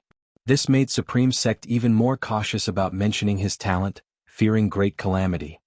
He searched overseas for immortals for 300 years, and upon his return, he had already reached the Mahayana realm. With Supreme Sect's grand promotion of Shen Tianyi's legendary life, his name shook the world in a short time, overshadowing the 9 cultivators. The vast majority of cultivators found his achievements unbelievable, even thinking Supreme Sect was exaggerating. Guwen heard about Shen Tianyi's deeds in the Outer Gate City and also thought it exaggerated. But on second thought it made sense. No wonder someone in the sect said as long as the true inheritor wanted the sect leader position, LV Badian would have to step down within a day. In the face of such talent, no matter how great LV Badian's contributions were, he had to concede. Although Shen Tianyi's growth trajectory defied the understanding of ordinary cultivators, his return indeed boosted Supreme Sect's morale. Even before the new year, the Outer Gate City already had a festive atmosphere. Amidst the vast winter snow, Guwen arrived at the 3rd Medicine Valley from Mystic Valley. As soon as he arrived, he sensed 2 auras, one of which was unmistakably at the Mahayana realm. Shen Tianyi was here. Guwen's expression remained calm as he walked towards his loft. Upon pushing open the door and entering the room, he saw 2 people inside, the vice sect leader Jihan Tian and a man in green robes. Shen Tianyi, dressed in green robes, looked youthful, making it hard to imagine he was a Mahayana cultivator, more like a young disciple. "Guwen, you finally arrived. Close the door and sit down for a chat," Jihan Tian said with a smile, as if he were the master of the loft. Guwen didn't mind. After closing the door, he came forward and cupped his hands in respect. Before Jihan Tian could introduce him, Shen Tianyi spoke first. "You are Panin?" Shen Tianyi, Mahayana realm, 6th layer 598/4800/5000. Seeing Shen Tianyi's lifespan, Guwen was secretly astonished. 5,000 years, the extreme lifespan cultivation reached so quickly? Looking at it this way, Shen Tianyi would surely undergo nirvana within 4,500 years. By then, breaking the heavenly destiny would achieve another extreme lifespan. Based on Guwen's experience, Shen Tianyi's spirit root qualification should be equivalent to the 5,000-year extreme lifespan level. At least his physical qualifications weren't as good as Ji Xiaoyu or In Hao, but his comprehension must have been astonishing, combined with extraordinary opportunities to achieve his current state. Guwen pretended to hesitate and looked towards Jihan Tian. Jihan Tian smiled. "Speak truthfully, this is our sect's true inheritor, Shen Tianyi. He is not an outsider. He is Supreme Sect's most prized disciple." Ignoring the compliment, Shen Tianyi continued to curiously observe Guwen, his eyes bright. Guwen immediately responded, "Indeed, I have a pen name called Panin." Shen Tianyi smiled, saying, "Your investiture of the gods is very good.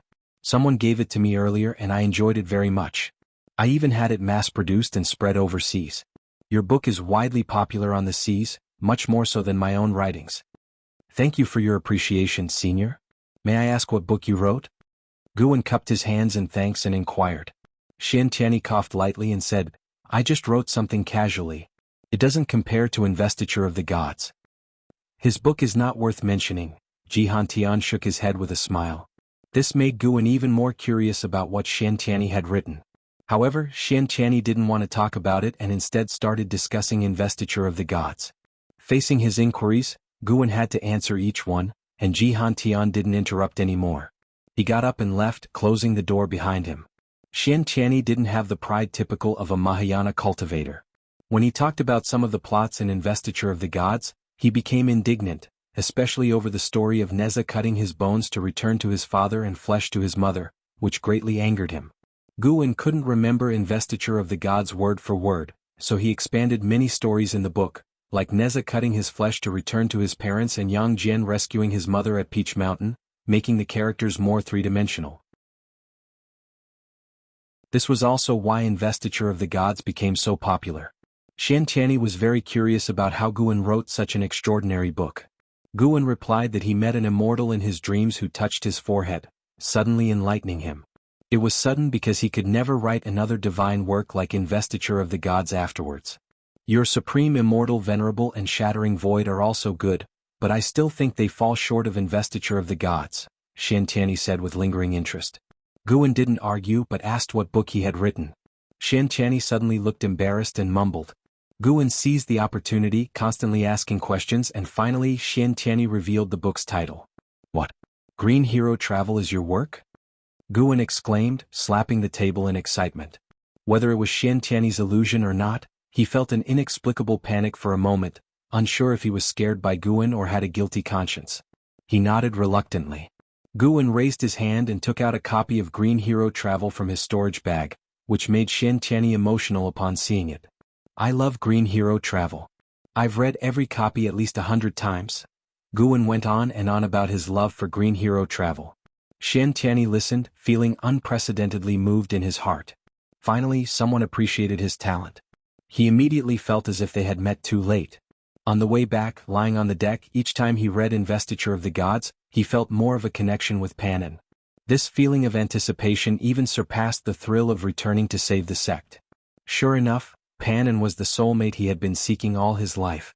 The more Shen Tianyi thought about it, the more excited he became. He suddenly stood up, grabbed Guwen's shoulders with both hands and said, Panin, no Guwen, let's become sworn brothers. From now on, I'll be your elder brother. Guwen was stunned. What kind of logic was this? Wasn't the pace too fast? Seeing his hesitation, Shen Tianyi said boldly, Brother, I tell you, with my cultivation level on this continent, I am undoubtedly invincible. Swear brotherhood with me and no one will dare to bully you anymore. I heard that LV Badian wants to take you as a disciple? Don't listen to him. His defying fate divine skill is dubious and sinister.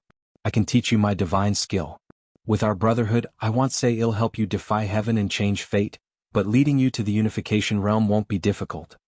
Initially, Guwen wanted to refuse, thinking it absurd to become a younger brother to him, a wandering immortal. But Shen Tianyi's latter words tempted him. He was worried about how to live for 1,000 years in the future. Normally, once he reached the divinity transformation realm, people wouldn't consider him ordinary anymore. Now, if he reached the unification realm with Shen Tianyi's help, people would at most admire him and not see him as a threat. However, Guwen decided to put on an act. So he pretended to decline. Shen Tianyi didn't give up, and after several attempts, Shen Tianyi got angry, forcing him to agree. Since brother appreciates me, I'll call you Brother Shen from now on, Guwen said helplessly. Shen Tianyi smiled broadly, taking out a jade scroll. Here's my cultivation technique. Take it and practice. After the new year, he'll send a batch of cultivation resources to you. This isn't good, right? Guwen said, holding the jade scroll with embarrassment. Shen Tianyi glared. If you feel bad, then write a second Investiture of the Gods. Stop writing Shattering Void. It's too absurd and tasteless. Guwen, holding on to the advantage, could only laugh. All right, I'll definitely write it. Oh, do you already have a plan? It's called Journey to the West. I'll tell you in advance. Journey to the West? It doesn't sound as good as Investiture of the Gods. You should think it over again. Haha, you don't understand. You'll know when the time comes. Shen Tianyi didn't continue to criticize Journey to the West. Instead, he started talking about another book and took out a book. The inspiration for Green Hero Travel came from this. Shen Tianyi said mysteriously, raising the book in his hand. Guwen looked down, his eyelids twitching. He then took out a book from his storage bag. Shen Tianyi was dumbfounded upon seeing it. How do you also have Daoist Xuanchuan?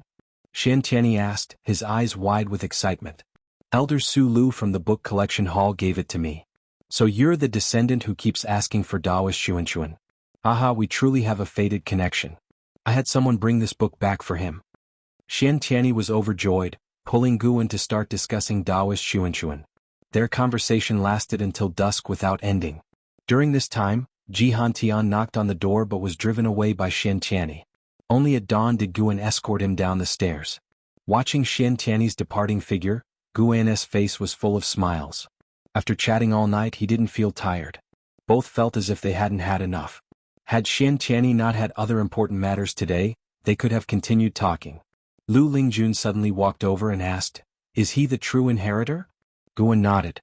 Lu Lingjun examined him with a peculiar look in her eyes, asking, "You spent a day and night together, you didn't what?" It's rumored that some great cultivators, after experiencing mortal pleasures, seek new interests to fill the void in their hearts, like homosexuality. Lu Lingjun trailed off, but Guan already understood. Guan rolled his eyes and snorted, "Oh? You guessed it? Then don't ever think of me as your Taoist friend." Lu Lingjun, seeing his expression, pursed her lips and smiled, "Looks like I overthought." Chapter 173. Heavenly Tao Trap. Difference between immortal and mortal. The new year had arrived, and the atmosphere this spring festival was even more lively than in previous years. With the addition of Gu Zong and Xian Tianyi, the third Medicine Valley was buzzing with excitement. It was rumored that the true inheritor had sworn brotherhood with the Valley Master, which thrilled the 400 servant disciples, all worshipping Guan with adulation. Xian Tianyi always wanted to chat with him about Taoist Xuanxuan, which made him quite distressed. It wasn't until dusk that Guan found an excuse to leave and return to the Mystic Valley to spend the festival with his junior sister and disciples. The disciples sat around the table, toasting and exchanging cups, rejoicing in the celebration. Yilan and Zhenqin began recounting matters of the immortal cultivation world once again. The number of demons in the land of the 5 dynasties had not decreased due to the actions of various sects, but had, in fact, increased.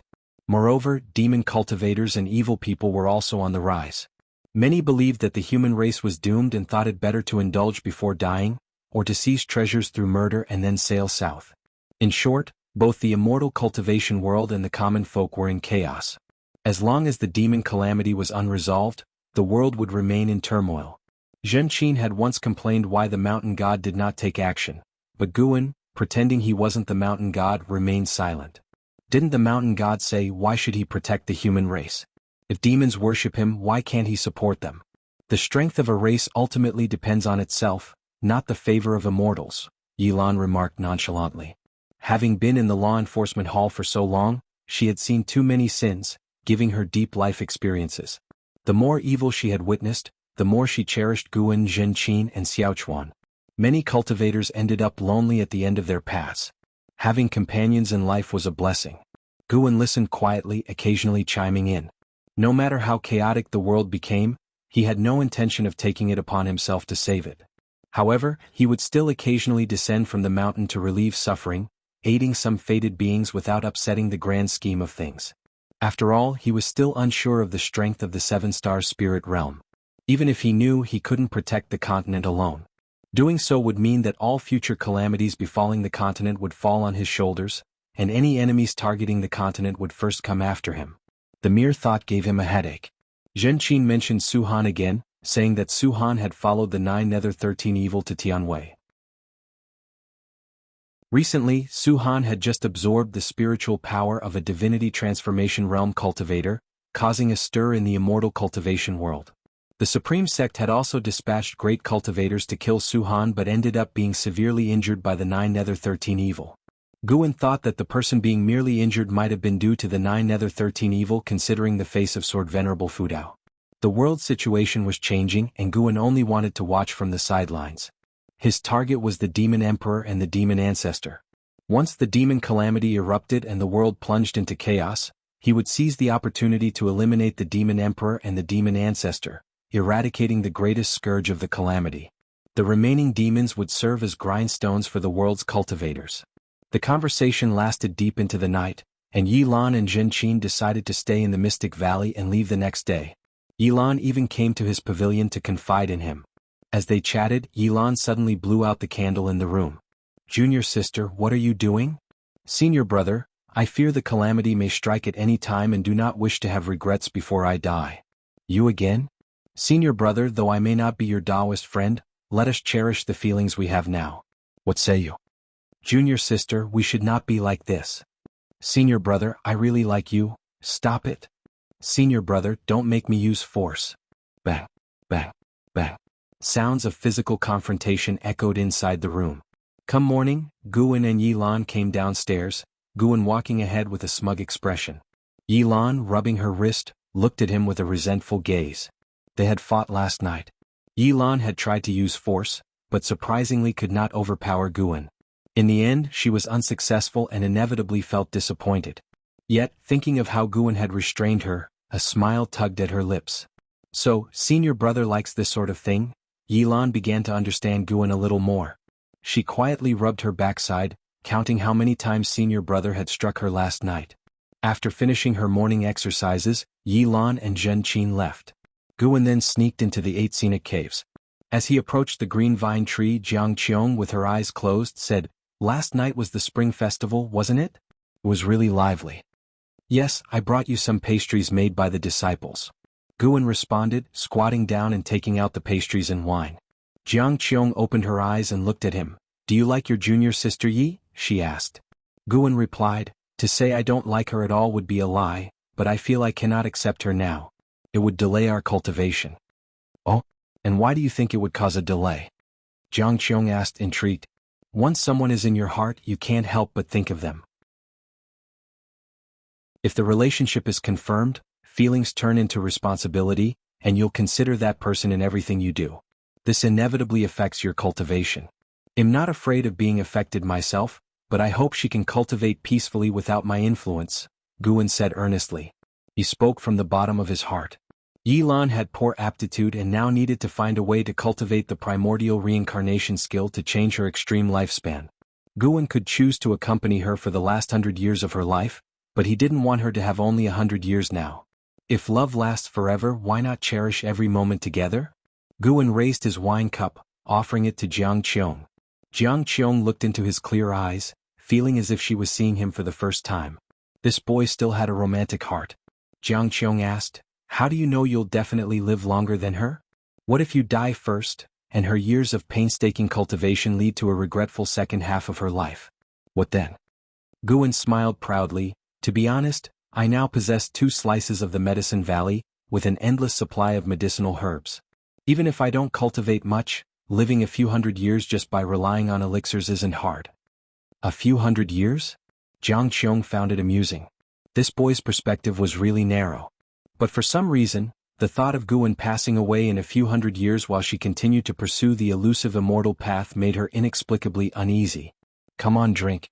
Not drunk, no return," Jiang Qiong suddenly said with a stern face.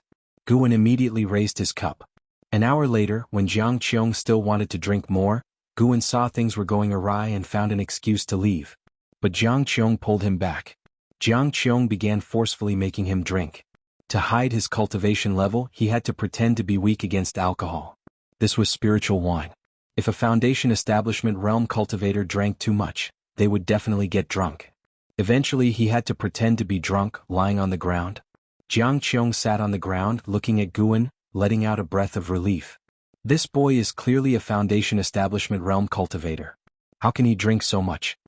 Jiang Qiong thought to herself with a flushed face. She almost couldn't outdrink Guan. If word got out that a nascent soul realm cultivator couldn't outdrink a Foundation Establishment realm one, it would be a huge joke. She just sat there watching Guan, her thoughts wandering. Feeling the time pass, Guan began calculating in his mind. 3 hours later he got up to leave, having already been drunk once. If Jiang Qiong tried to stop him again, he wouldn't hesitate to flip out. After a long while, Jiang Qiong suddenly squatted in front of Guan, raising her hand to brush the hair from his face. Guan's heart pounded with tension. Wait a minute. This old demon cultivator wouldn't be greedy for my flesh, would she? Guan felt absurd. Why did so many women like him? Was it simply because he looked handsome? Hadn't these female cultivators seen handsome men before? Jiang Qiong's low voice came to his ears. Why does this boy look better and better? It's really strange. After achieving wandering immortal status, even though Guan hid his cultivation, his appearance and demeanor had a transcendent quality to them. Jiang Qiong thought it was her affection changing his image in her eyes. Sigh, what am I thinking? He's my grand disciple. Even if I'm a demon cultivator, I can't act immorally. Jiang Qiong withdrew her hand and sat down. She became silent. After a while she suddenly kicked Guan, hitting his waist. Guan cursed inwardly. Why was this woman hitting him? She kicked him again and Guan rolled away, putting distance between them, and shouted, "More drink?" "What, master? I don't recognize you. You definitely can't outdrink me." Seeing his drunken state, Jiang Qiong couldn't help but laugh. After that, Jiang Qiong didn't act out again. When the 3-hour period ended, Guan groggily got up, seeing Jiang Qiong meditating. He immediately snuck away. Though Jiang Qiong didn't open her eyes, a smile crept onto her lips. After leaving the 8 scenic caves, Guan went to the Nianchu cave of Heavenly Phoenix Mountain. After picking some medicinal herbs, he sternly guided Tian Yaoer in her cultivation. He vented his frustration from Jiang Qiong on Tian Yaoer. Tian Yaoer didn't mind though. When Guan was about to leave, she clung to his arm, trying to pester him further, causing him to quickly vanish on the spot out of fright. Back at the 3rd Medicine Valley, Guan kept pondering a question. Was it that spring had come and everyone was more prone to emotions, or was he just unlucky? Why did Yi Lan, Jiang Qiong and Tian Yaoer all come on to him? Fortunately, Lu Lingjun only indulged in banter and didn't actually treat him as a Taoist friend. These were all traps set by the Heavenly Tao. The Heavenly Tao wanted him to be ensnared by these women's affections, dragging him into worldly conflicts. Sooner or later, the 3 women would encounter various troubles. If he were bound to them, how could he stand idly by? Intervening more frequently would eventually attract the attention of powerful enemies. The concept of causality was complicated. The higher his cultivation, the more Guan respected causation. The intersections of fate in the mortal world seemed random, but in reality followed certain laws. Guan pondered as he walked toward his pavilion, contemplating the way of cause and effect. In the distance, Xiao Chuan stood by the wooden fence, watching his spirit dogs playfully fight. His gaze suddenly caught sight of Guan ascending the stairs. For some reason, Xiao Chuan became lost in thought. The feeling Guan gave him was indescribable, as if his senior brother could fly away at any moment. This feeling was quite strange. He came back to his senses and smiled self-deprecatingly. Senior brother has already sworn brotherhood with Mahayana cultivators. He's long been a different league from me. I only rely on his care to live. When I pass away he will still be young. Feeling melancholic, Xiao Chuan sighed. He was envious but bore no jealousy towards Guan, believing his senior brother deserved his current status. When he died, if there truly were an underworld, he would pray for his senior brother, wishing his immortal path smooth and worry-free. "Uncle Xiao Chuan, the white spirit rat is back." An XN suddenly ran over, interrupting his thoughts.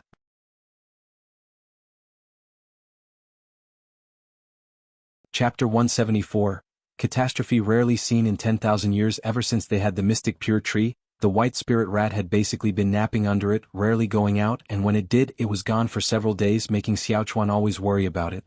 Under Nzin's guidance, Xiao Chuan arrived at the mystic pure tree. The white spirit rat was lying under the mystic pure tree, its belly facing the sky. Xiao Chuan squatted down and gently petted its belly, while it displayed a look of comfort. An Xang came up behind Xiao Chuan and said with emotion, "Uncle Xiao Chuan, you spoil it too much. It goes out for so long, don't you think it needs a little scolding?" She couldn't stand the white spirit rat's cockiness and laziness. Had it not been Guan's pet, she would have taken care of it long ago. Don't underestimate it, it has another name, the treasure-hunting rat. It rarely goes out, but when it does, it might come back with a treasure, Xiao Chuan said with a smile.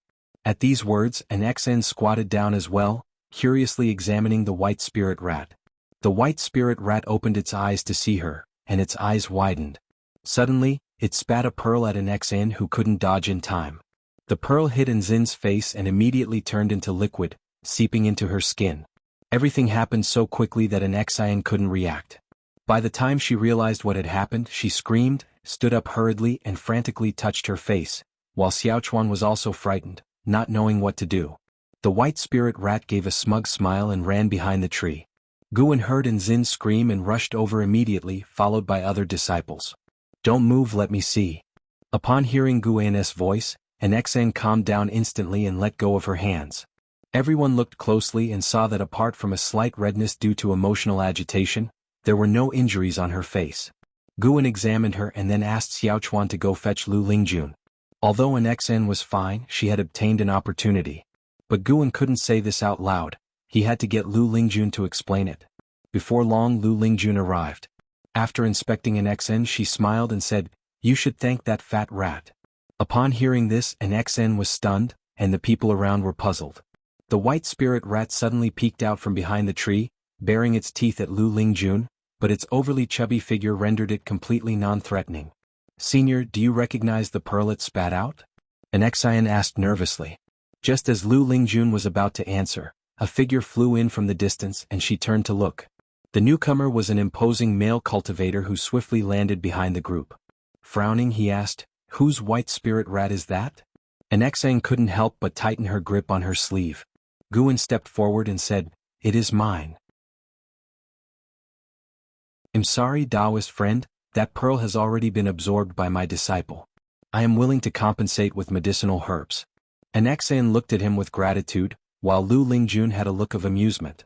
The male cultivator's cultivation level was at the nascent soul realm, and his cave was not far from the third medicine valley. Having only joined Supreme Sect 2 years ago, he was unaware of the importance of the third medicine valley. Seeing that Guan's cultivation was low, he said sternly, "Compensate with medicinal herbs? You are merely the acting valley master. How many medicinal herbs can you offer? My water spirit pearl is an extremely rare treasure. Your white spirit rat sneaked into my cave while I was away and stole it. This is unforgivable."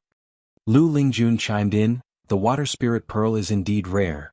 It can enhance a being's perception of water attribute spiritual energy." The male cultivator glared at an XN with even more anger, making her even more anxious. Guan said helplessly, "How about 26th grade medicinal herbs?" Hearing this, the male cultivator was moved, surprised at Guan's generosity. The disciples were also shocked, knowing the high value of 6th grade medicinal herbs. They usually handled even the seeds with extreme care, for a single seed of a 6th grade herb was worth their lives. Seeing the male cultivator hesitate, Guan continued, "This disciple of mine is an house sister. Her aptitude is mediocre, so she can only temporarily reside here. If you can let this matter go, and Hao will also appreciate it." "And Hao? Which and Hao?" the male cultivator asked with a frown. Guan smiled, "Of course, the top of the golden list." The disciples were not surprised, as this had long ceased to be a secret, while an XN opened her mouth but said nothing. When the male cultivator heard this, his expression shifted between dark and bright. He coughed once and said, "In that case, on an Hao's account, I'll accept your 26th grade medicinal herbs. But keep a better eye on your white spirit rat in the future." "Thank you for your generosity, brother. I will take you to get the medicinal herbs." Guan took the male cultivator away, leaving the other disciples to discuss the event. Xiaochuan began to comfort an XN. She did not feel wronged but rather ashamed, as she had received such a stroke of luck out of nowhere and caused trouble for Guanan and Hao. She felt guilty. Lu Lingjun snorted, "That kid has guts, not even letting me help." She was a member of the Hall of Elders and could have easily made the male cultivator leave with a word. This made her see Guan in a new light. Besides her, Guan had also sworn brotherhood with Shen Tianyi and had a close relationship with the sect leader. Even so, Guan did not resort to abusing his power, always offering sincere compensation. This character was truly admirable. After the time it takes for an incense stick to burn, the male cultivator left. Guan looked back, feeling quite emotional. Was this a fortunate mistake? If Xiaochuan hadn't been so kind to the white spirit rat, would it have spat the pearl on his face? Shen Tianyi's Tao Enlightenment Conference was held as scheduled. Guan took an Xian and Xiaochuan to the intersect city to listen to the teachings. He didn't gain much, but for an Xian and Xiaochuan as well as all the intersect disciples, it was immensely beneficial. With the successful conclusion of the Tao Enlightenment Conference, Shen Tianyi's prestige soared, surpassing that of the sect leader and becoming revered by everyone in the sect. In early summer, Shen Tianyi went to the border and killed a Mahayana realm Great Demon King and 3 Mystic Heart realm Demon Kings, becoming famous across 5 regions. Now, the title of the strongest under heaven was attributed to him, though many still believed Sword Venerable Fu Dao was stronger. As for the Taoist lord of Tsangtian sect, he had been silent since his return. Shen Tianyi's action greatly intimidated the demon land, giving people hope. Thus 2 years passed. Guan's lifespan reached over 2.5 million years. In those 2 years he still occasionally went down the mountain. Upon learning that people called him the Green Hero, he was stunned. What was this? That night, Jiang Qiong left, going somewhere to retrieve her belongings. Guan could only wish her safety, unable to stop her. After leaving the 1,000-mile range of Supreme Sect, Jiang Qiong walked through the mountains and forests. Clad in a long black robe, she looked like a ghost. Suddenly she stopped, frowning. Following her gaze, a black shadow appeared ahead and she was startled. Demon Shadow Divine Skill. Could there still be a Master of Thousand Autumn Pavilion? Wait. Near Supreme Sect, a great cultivator who knew Demon Shadow Divine Skill. Jiang Qiong immediately readied her magic artifact, poised for action. If I wanted to kill you, do you think you could resist? A cold and hoarse voice came from the mysterious shadow ahead. Jiang Qiong took a deep breath and asked, "May I ask if you are Sword Venerable Fudao?" Guan raised his hand and tossed the Ephemera Sect Hierarch token to her. She did not catch it but took a step back and looked down at the token on the ground. The 3 words Ephemera Sect made her complexion change drastically. "You are from Ephemera Sect? How is that possible?" Jiang Qiong looked at Guan in disbelief. Sword Venerable Fudao, who had opposed Ephemera Sect, was actually from Ephemera Sect? Guan said calmly, "This is the Hierarch token of Ephemera Sect. From now on, you are my envoy managing Ephemera Sect on my behalf. You can do what you want, but don't let Ephemera Sect commit any more evil deeds." Upon hearing this, Jiang Qiong immediately understood. Sword Venerable Fudao must have taken over the position of Hierarch after Ephemera Sect's downfall, intending to change Ephemera Sect. She breathed a sigh of relief. As long as Sword Venerable Fudao is truly a good person, there is no need to be so fearful. "Why choose me?" Jiang Qiong asked. "You have been in Supreme Sect for over 100 years, coming and going. I saw you on Nine Nether Road before. Later you returned to Supreme Sect and did not harm the disciples, which at least shows that your nature is not bad.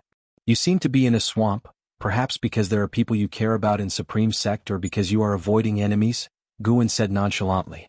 Jiang Qiong's expression changed and her eyes turned cold. She thought Sword Venerable Fudao was using Guan to threaten her.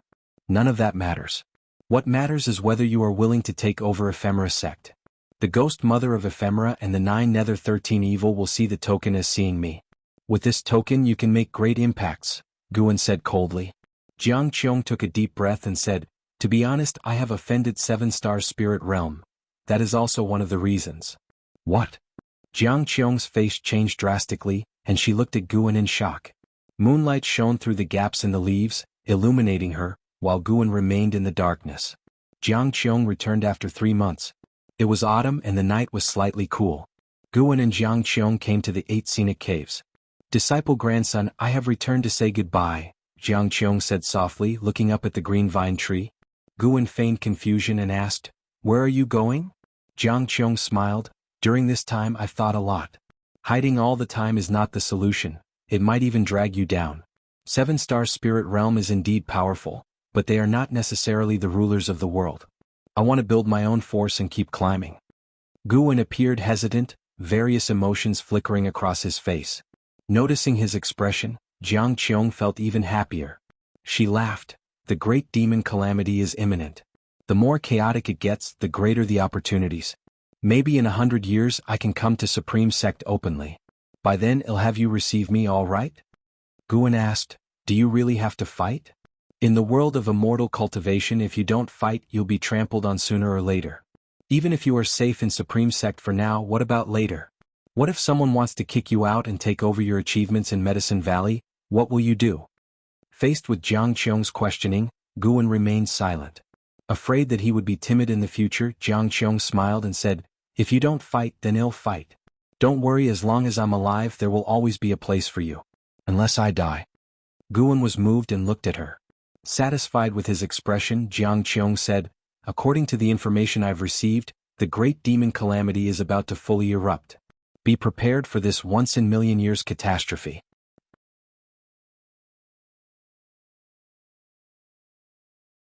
Chapter 175 Suhan's Envy, Demon Ancestors Resurrection. Jiang Qiong returned home but stayed only for 1 night before leaving. Guan could sense her renewed fighting spirit, much like when she first restored her physical body, full of vigor. Guan also had high hopes for her future. If she could lead the remaining followers of the Ephemera Sect onto a righteous path, it would be a meritorious deed.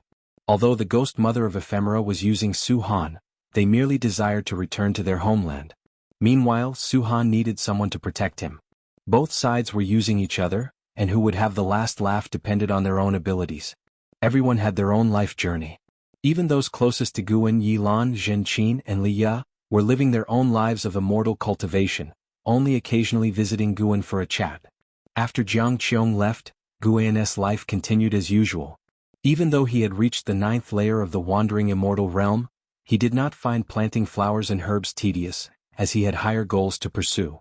Since the medicinal herbs had to be picked personally to gain lifespan, Guan rarely used his clone technique.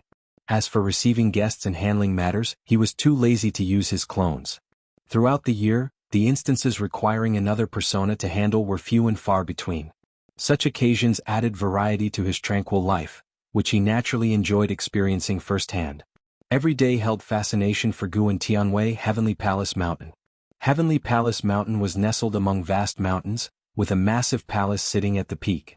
A stone staircase extended from the foot of the mountain to the summit, unobstructed by trees, thus the palace was referred to as the Heavenly Palace, and ascending the mountain was lauded as reaching the heavens. On the ascending heaven steps of Heavenly Palace Mountain, Su-han approached with a bone sword in his hand. His black robe fluttered and his long hair danced in the wind. He looked up at the figure on the mountaintop, a look of unwillingness on his face. The person standing at the summit was An Hao. An Hao wore a gold-trimmed white robe with a dragon crown on his head. His wrist guards, belt, and boots were all exquisitely ornate and gleamed with brilliance. He looked down on Su-han from the mountaintop, a smirk of arrogance and pride playing on his lips. Hateful heaven divine sword? That's all? I heard you can devour other spiritual power, but even though you take shortcuts, your cultivation growth is slower than mine? And Hao's voice resounded under the vast sky, full of heroism. Su-han looked up at An Hao, not angry, but with a complex expression in his eyes. At that moment, several figures appeared in the woods at the base of the mountain. They moved like specters, quickly positioning themselves behind Su-han. 9 Nether 13 Evil. Su-han raised his sword to block them. The third of the 9 nether evil spirits, Li Sanyu said in a deep voice, "If you don't deal with this boy, you won't be able to devour the cultivation of those cultivators in the palace." Su-han responded calmly, "He's from the Supreme Sect. I don't want to deal with a disciple of the Supreme Sect." The 7th of the 9 nether evil spirits, Li Chio mocked, "You can injure him without taking his life." Seeing the 9 nether 13 evil appear, and Hao squinted. He raised his right hand and a long sword materialized in his palm. Bathed in sunlight, the blade glimmered with a radiant arc. Su-han frowned, hesitating. The 9 nether 13 evil did not wait for him to decide and started to ascend the steps. Rumble, clouds in the sky churned, quickly transforming into thunderclouds. A powerful sword intent enveloped the 9 nether 13 evil and Su-han. Su-han's eyes widened, looking up at An Hao in horror, unable to maintain his composure from before. Such sword intent, how could it be? Su-han knew that An Hao was younger than him. He couldn't comprehend how An Hao had cultivated such a powerful sword intent. To have honed the Taitsong divine shocking sword to such a degree? What is your relationship with sword Venerable Fudao? A voice rang out, belonging to the ghost mother of ephemera. As soon as she spoke, the 9 nether 13 evil stopped in their tracks. The name Sword Venerable Fudao made them cringe in fear. Luckily they had not attacked An Hao earlier. An Hao snorted coldly, "Why ask so many questions? If you want to fight, then fight." The Taitsong sword intent caused the thunderclouds to gather into a human face. If Guan saw this, he would feel gratified, as An Hao had taken the mastery of the Taitsong divine shocking sword to a new level. Retreat. The ghost mother's voice rang out, and the 9 nether 13 evil turned and descended the mountain without hesitation. As they walked past Su-han, they nudged his shoulder. Su-han followed them down, but he couldn't help but glance back at An Hao. It was the first time he had seen someone scare off the ghost mother of ephemera, which made his feelings more conflicted. If I had a background like his, I wouldn't be in this situation. Su-han quickly disappeared into the forest with the 9 nether 13 evil. At the mountain top, An Hao quietly exhaled, despite his arrogance. The 9 nether 13 evil had put him under tremendous pressure. His master was truly formidable. Wherever he went, he thrived. An Hao felt proud, then turned and walked towards the heavenly palace. Before he reached the door, Si Yener poked her head out from within, looking at An Hao excitedly. As An Hao approached, she softly asked, "So your master is Sword Venerable Fudao?" And Hao pressed her head, not uttering a word, and walked straight into the heavenly palace. Late autumn, Third Medicine Valley. Guwen sat on the staircase of a pavilion, watching the disciples clear the autumn leaves. The Third Medicine Valley was vast and its scenery magnificent, making him feel content. The weather was pleasant, the wind was gentle, everything seemed wonderful. The only blemish was a strong surge of demon energy gathering in the north. Guwen used his divine sense at the wandering immortal realm to see endless demons surrounding a mountain. The mountain appeared as if it had been sliced by the heavenly sword, its top flat, with an altar standing on it. The area around the altar was filled with great demons, the lowest of which were at the mystic heart realm, and one had even reached the nirvana realm. Guwen speculated that the one of the nirvana realm must be the demon emperor. A stronger demon energy than the nirvana realm was amassing within the altar. Demon energy pervaded the lands and skies, and the clouds above churned. Occasionally a meteor would fall, resembling an apocalyptic scene. Moreover, Guwen sensed the presence of great cultivators around the demons. Some of these cultivators also had the aura of the nirvana realm. Evidently, these cultivators were from the seven-star spirit realm, and they were waiting for the resurrection of the demon ancestor. Neither human nor demon, what an interesting world. Guwen laughed softly, his tone mocking. He retracted his divine sense and then took out the Taoist Zunshan's writings to peruse. He had no intention of prematurely stopping the demonic calamity. He planned to act unexpectedly against the seven-star spirit realm, and now was not the right time. The sun set and the moon rose. An Xen arrived at the staircase asking, "Master, why are you sitting here?" Guwen looked at her, smiling, enjoying the moonlight. "How about you? How has your cultivation been lately?" After merging with the water spirit pearl, Enzin's maximum lifespan hadn't changed. Treasures of extraordinary rarity in this world couldn't easily alter one's lifespan limits, but he could feel that Enzin's energy absorption speed had greatly improved. An Xen smiled sweetly and said, "Pretty good thanks to you, master. I promise to cultivate herbs well to make up for your loss. A 6th grade herb is priceless, it might take you a lifetime to make up for it." "No problem. As long as you don't mind, master, I'm happy to stay in the Medicine Valley for a lifetime." Unlike An Hao, who sought justice in the world of immortal cultivation, An Xen, aware of her mediocre talents, only cared about this Medicine Valley. There were hundreds of disciples in the valley, so life was not dull.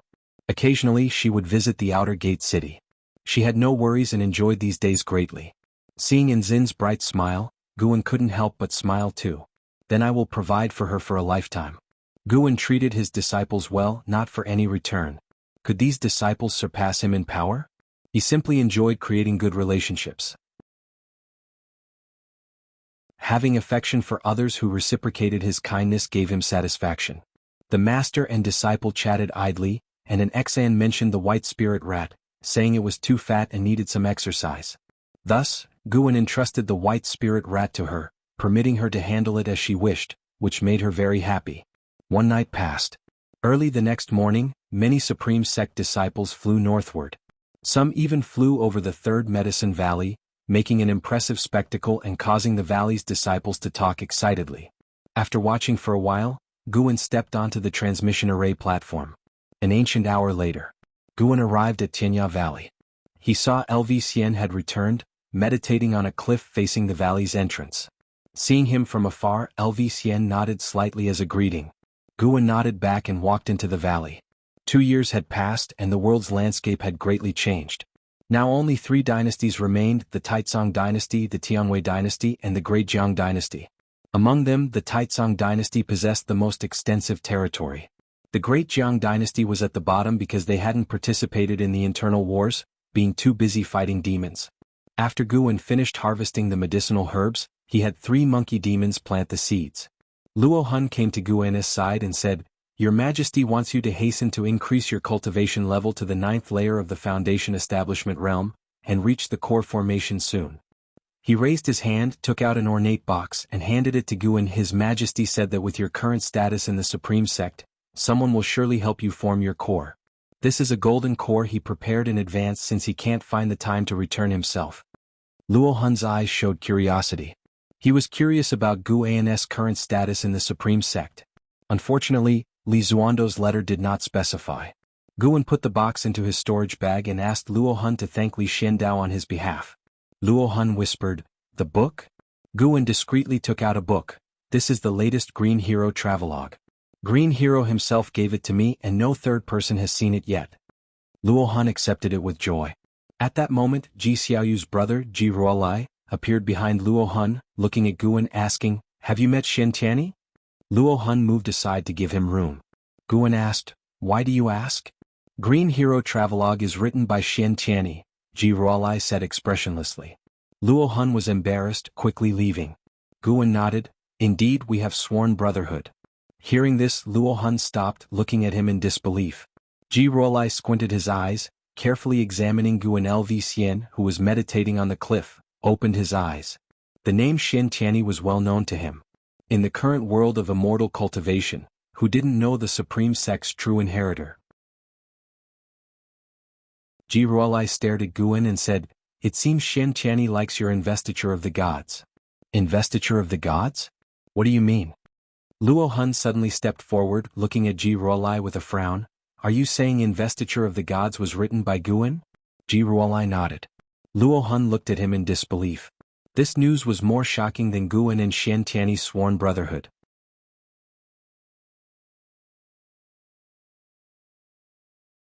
Chapter 176 The Eyes Peeking at All Beings.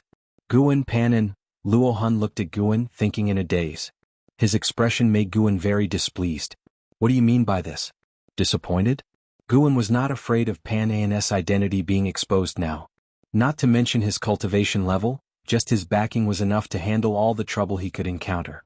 Don't think that Guan has killed many strong people, but those strong people had no direct enmity with him. Currently, the enemies he could provoke would hardly exceed the divinity transformation realm. Even Lv in the distance felt shocked. Guan was Panin? He knew that Guan had extraordinary cultivation talent but did not expect him to have such skills. At this moment, Lv once again felt his own mediocrity. He realized that true geniuses never show off their talents. They disdain comparing themselves with others. Ji Ruolai looked at Guan and said, "My third sister wrote to me asking me to take good care of you. She greatly appreciates your decision to stay at the Supreme Sect instead of following the Ji family and relocating." Upon hearing this, Guan could only say, "I am cultivating in the Supreme Sect. At a time of crisis I cannot run away. Moreover, I don't need to go to the battlefield, so I must do my part from the rear." Ji Ruolai nodded, with a look of admiration in his eyes. The three chatted for a while before Guan took the opportunity to bid farewell and leave. Watching his departing figure, Ji Ruolai chuckled softly and said, "Being sworn brothers with Shen Tianyi, his cultivation level no longer matters. From now on, I have to treat him as a great personage." Luo Han did not respond but muttered, "Why could he write the Investiture of the Gods?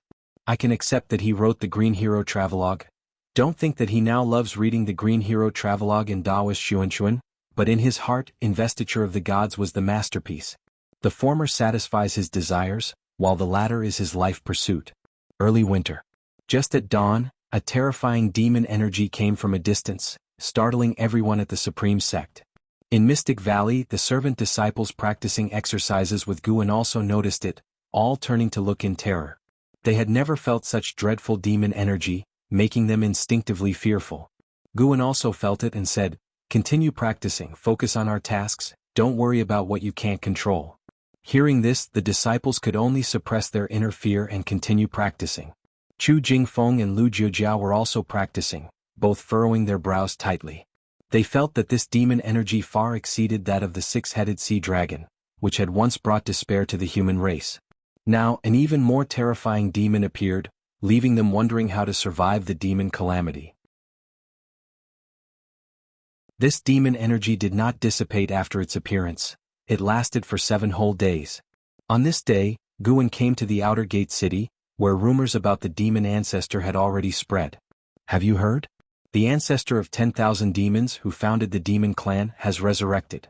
He is the root cause of the demon calamity." The six-headed sea dragon was only one of the 72 great demon kings. There's still the demon emperor above him, and now an even more powerful demon ancestor appears. What are we going to do? With Senior Shen Tianyi, Taoist Lord, and the 9 great cultivators of the world, we still have a sliver of hope. These people are formidable, but who can kill the demon emperor and the demon ancestor? No matter what, even the great cultivators have returned from overseas to aid us. How can we, the people who cultivate immortality, be afraid? We will fight to the death with no regrets. Even the Foundation Establishment Realm Outer disciples were stirred with bloodlust, ready to fight at any moment. Guan arrived at the edge of the heavenly repair platform and saw Xie, the son of the Demon Emperor, not comprehending sword enlightenment, but standing by the platform looking at the sky, seeming deep in thought. The sky was covered with surging dark clouds, and the snow was falling heavily as if to obscure the vast world. Guan also looked up, raising his right hand to catch a flake of snow. The snowflake melted instantly upon touching his hand, dissipating into wisps of white vapor. Loose immortal. Guan silently thought in his heart, judging the cultivation level of the demon ancestor. Indeed terrifying. If Shen Qianni and Taoist Lord had not returned, the human race of the three dynasties, having only mystic heart realm cultivators, how could they resist the loose immortal realm demon ancestor? Even if those two returned, they could not possibly be a match for the demon ancestor. The gap in cultivation levels was too vast, vast enough for the demon ancestor to easily crush them. Under Guan's gaze, the dark clouds in the sky actually formed the outline of two gigantic eyes, overlooking all beings with oppressive power. More and more people noticed the abnormality in the sky. As they looked up, all were terrified. Before these eyes, all beings felt their insignificance. They inexplicably thought of a name. Demon Ancestor. The outer gate city quickly fell into extreme silence and oppression. Humph. So what if it's the demon ancestor? Shen Qianni will surely vanquish it. Watch closely, everyone, this world is ruled by humans. Shen Qianni's domineering voice resounded through the supreme sect, like thunder, echoing for a long time, making everyone who heard it enthusiastic with boiling blood. Guan smiled upon hearing this. One had to admit Shen Qianni indeed possessed the bearing of a savior. In this regard, LV Badian was inferior to him. LV Badian was domineering in management, but Shen Qianni had an unmatched sharpness, a sharpness that could bring people endless power in times of calamity. Guan could feel Shen Qianni flying out of the supreme sect, heading towards the northern territory. He turned and left. Countless demons were coming south, and it wouldn't be long before the great calamity of demons would fully erupt. Let them fight first.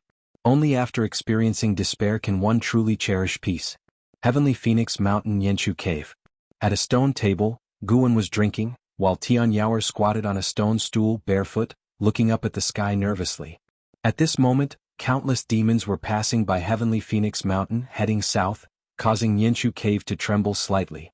Tian Yaoer looked at Guan, furrowing her brows, and asked, "Master, I don't know why, but I am very angry and want to tear things apart. I have never felt this way before." Guan also felt the force. The demons of the demon land were continuously going berserk, losing their minds. This was not caused by the commands of the demon emperor or the demon ancestor. There was an eerie force affecting the demons in the dark. Specifically, it was affecting the demons of the demon land. Guan could feel that this force did not extend to the demon creatures in the lands of the three dynasties. He was very curious about what kind of force could influence so many demons. Could it be the blood of the demon ancestor? He remembered that the demons on this continent were derived from the blood of the demon ancestor. That's because your cultivation level is not high enough. Do you want to be controlled by other demons in the future? Guan asked expressionlessly. He was watching the grand procession of demons. No matter which direction his divine sense probed, it was filled with countless demons, making one's scalp tingle. Tian Yaoer shook her head and said, "I don't want to be controlled by other demons. I will only let Master control me." Guan did not respond but stood up. He was preparing to strengthen the restrictions in his cave to prevent Tian Yaoer from going berserk and destroying his medicinal herbs. At the same time, in the northern territory of the Great Jiang Dynasty, on the battlefield where the battle with the six-headed sea dragon took place, numerous factions had established large bases at the edge of the canyon spanning across the ground. LV Badian hovered in the air, looking at the horizon with a serious expression. On the other side of the canyon, demon energy pervaded, darkening the skies, like a different world from the one the cultivators were in. Jihan Tian flew to LV Badian's side, saying solemnly, "This battle is unlikely to last for many days." LV Badian glanced at him and asked, "Isn't the Ji family planning to withdraw?" "Yes, most of the disciples have already left the Supreme Sect." "Then why are you here?" "Because I am the vice-sect leader of the Supreme Sect. Anyone can leave but not us." Jihan Tian looked far away, his gaze calm, yet his words carried immense strength. LV Begin shook his head and laughed, then looked towards the horizon alongside him. The demon fog surged at the horizon, like an abyssal storm gradually approaching, with the oppressive feeling of countless demon energies converging. Tianwei Dynasty, the former land of the Qintang Dynasty, in a forest around Three Pure Ones Mountain. Su Han sat under a tree, caressing the bone sword in his hand. The 9 nether 13 evils scattered around, and the ghost mother of ephemera sat on a coffin, resting with her eyes closed. Li Sanyu spoke, "Ghost mother, all the great cultivators of Three Pure Ones Mountain have gone to the northern territory. When do we strike?" The ghost mother of ephemera replied with closed eyes, "No rush, wait for the battle to break out." Su Han looked up at her and asked, "This time who is our target?" "Prince of Taitsong Li Ya." The ghost mother of ephemera uttered the name. Su Han couldn't help but frown. He knew Li Ya had a close relationship with Guan. He asked, "Why him?" He also mastered the Taitsong Divine Shocking Sword. The Taitsong Divine Shocking Sword of the Li family was passed down from our ephemera sect. Although and how prevented us from taking Heavenly Palace Mountain, his appearance gave me an idea. That is to let you also acquire the Taitsong Divine Shocking Sword. The sword intent of the Taitsong Divine Shocking Sword can cover the strength of all beings, perhaps better unleashing the power of the hateful Heaven Divine Sword. The ghost mother of ephemera's tone was exceedingly calm, as if Li Ya were already a dead man. Su Han took a deep breath and said, "Choose someone else, there are other Li family disciples. I don't want to deal with Li Ya. Only he knows the Taitsong Divine Shocking Sword in the Li family, not even Li Xuanmiao of Three Pure Ones Mountain can use it. No, Li Ya is my martial uncle. I can't do it." Su Han said solemnly, showing a rare strong stance against the ghost mother of ephemera. The ghost mother of ephemera opened her eyes, her hollow gaze falling on him. Even in broad daylight, it instinctively made him avoid her eyes. The 9 nether 13 evil remained silent, all watching Su Han with amusement. The ghost mother of ephemera slowly spoke, "If you don't want to deal with Li Ya, fine, but you must be prepared to rumble." A thunderbolt flashed across the sky, startling the ghost mother of ephemera, Su Han, and the others to look up. They saw thunderclouds rapidly gathering at the horizon, intertwined with lightning, and a colossal figure appeared in the cloud sea. "Taoist of immortality, it is time to settle our scores." An ancient voice echoed, coming from the mysterious presence within the thunderclouds. Far away in the mystic valley of the Supreme Sect, Guan was observing the 3 dynasties' lands with his divine sense. He discovered that numerous ancient ruins and perilous places across the 3 dynasties' lands revealed signs of spatial formations, transmitting many demons into the interior. These teleportation arrays came from various ancient relics and deadly grounds. Guan was certain that the 7-star spirit realm was assisting the demons, and those ancient relics were likely left by the 7-star spirit realm. The 7-star spirit realm had indeed made a brilliant move.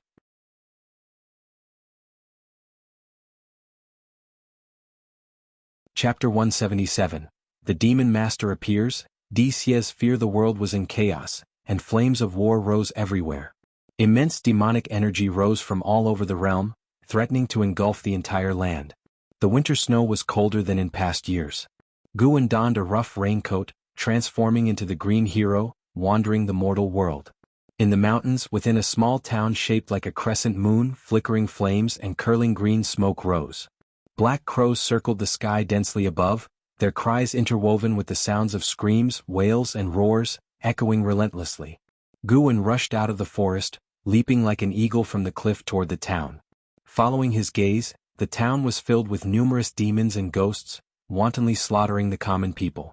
Some were gnawed alive from the feet by demons before they even died, a scene of cruelty and horror. In less than half an hour, only the sound of weeping remained in the town. Guan walked out of the town, shaking off the demon blood from his sword, then sheathed the Qinghong sword. Despite the anguish left behind, he did not look back. It had been 10 days since the revival of the demon ancestor. Battles had erupted in the northern territory of the Great Jiang Dynasty, with Mahayana realm cultivators still engaged in fierce fighting. Not only the Great Jiang Dynasty, but even the borders of Tianwei were also under the impact of the demonic tide. Although the Taitsong Dynasty did not need to guard its borders, demons wreaked havoc internally, presenting a crisis no less severe than in the other 2 dynasties. The demon emperor had not yet taken action, nor had the demon ancestor appeared. Guan was naturally not in a hurry. Judging from the current scale, even if the demon emperor and demon ancestor were killed, the human race of the three dynasties would still suffer for a long time under the demonic turmoil. Rescuing people while accumulating lifespan was a rare opportunity for Guan. Guan did not use the limitless freedom step but flew by controlling his sword. Along the way he saw many disciples of the Supreme Sect. Unconsciously, in the immortal cultivation world of the Taizong dynasty, the number of Supreme Sect cultivators had reached 1/3. No matter where one went, Supreme Sect disciples could be seen, showcasing the rapid development of the Supreme Sect over the years. It was evening when Guan finally returned to the Mystic Valley. He sat at his desk, took out pen and paper, and began writing, using the act of writing to dispel the malevolence in his heart. Too much killing would foster a heart inclined toward slaughter, and seeing too many tragic scenes left him in a poor mood, necessitating self-adjustment. Though he was a wandering immortal, he had yet to possess the Taoist heart of an immortal. And he was shaping his Taoist heart. No matter how high his cultivation level, he was still a person who had lived for less than 100 years. A person's mindset needed to change gradually. Which true immortal had not gone through thousands of years of worldly tumult? As the moon set and the sun rose. The next morning, the bell of the Supreme Sect sounded, summoning the inner sect disciples.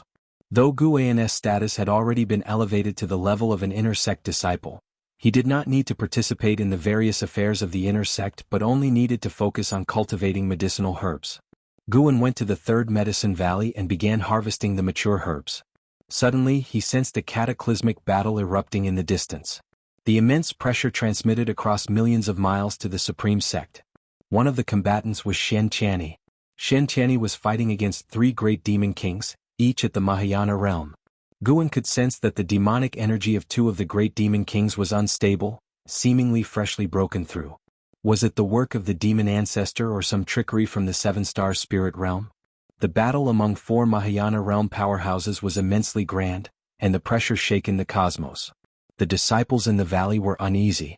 Ever since the full outbreak of the demonic catastrophe, even if they did not participate in the fighting, they would occasionally feel the terrifying pressure, making them inevitably fearful. Guan, however, remained calm and continued picking herbs. Currently relying solely on the herbs from the Mystic Valley, 8 Scenic Caves, 3rd Medicine Valley, Tianya Valley, Mystic Heaven Cave Mansion, Nianchu Cave and Mountain God Temple, Guan reaped at least 25,000 years of lifespan annually with occasional bursts. If the demonic catastrophe ended and the seven-star spirit realm made no further moves, Guan would not proactively act against them. To him, the longer time dragged on, the greater the benefit. After Guan finished harvesting the herbs, just as he was about to leave, he sensed something, and his gaze turned toward the direction of the outer gate city. He gave some instructions to Xiaochuan, then flew towards the outer gate city. Half an hour later, Guan arrived at the edge of the heavenly repair platform looking towards Dixia. Dixia was meditating beneath the two characters' righteous path, striving to comprehend sword intent. Over the years, Guan could feel that a sword intent had already accumulated within him. A demon practicing the sword, a sword demon? Guan mused silently, his gaze shifting to the others on the heavenly repair platform, constantly performing lifespan detection. He waited for someone to arrive. Specifically, he waited for a demon. After a while, a figure stepped onto the heavenly repair platform, passing right in front of Guan. Demon Master, Nirvana Realm Second Layer 30290/90000/170000, Nirvana Realm Second Layer. Demon Master. Guan recognized the existence of the Demon Master, a peerless great demon second only to the Demon Emperor in the Demon Land. To the Black Crow Demon Envoy, the Demon Master was unfathomable, his cultivation level unknown. The Demon Master certainly had another name, but the name shown in the lifespan detection may have used an alias, just as Li Xuanmiao appeared as Sage Shen Miao. Guan speculated it related to the name's renown.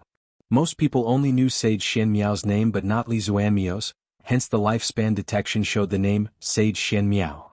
The Demon Master had transformed into a middle-aged man in plain robes, with a refined and handsome appearance, devoid of any demonic energy. His cultivation seemed only at the core formation realm. He did not notice Guan, distracted by the numerous cultivators on both sides. He walked straight towards Dixia, eventually standing behind him, silently observing the two characters' righteous path. After a while, the Demon Master spoke admiringly, "What a domineering sword intent. The sword Venerable Fudao lives up to his name. Dixie suddenly opened his eyes, turning to look at him, an incredulous expression on his face.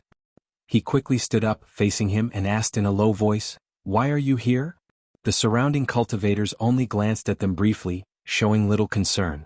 The demon master chuckled lightly, saying, "I came to see you and to check out the supreme sect."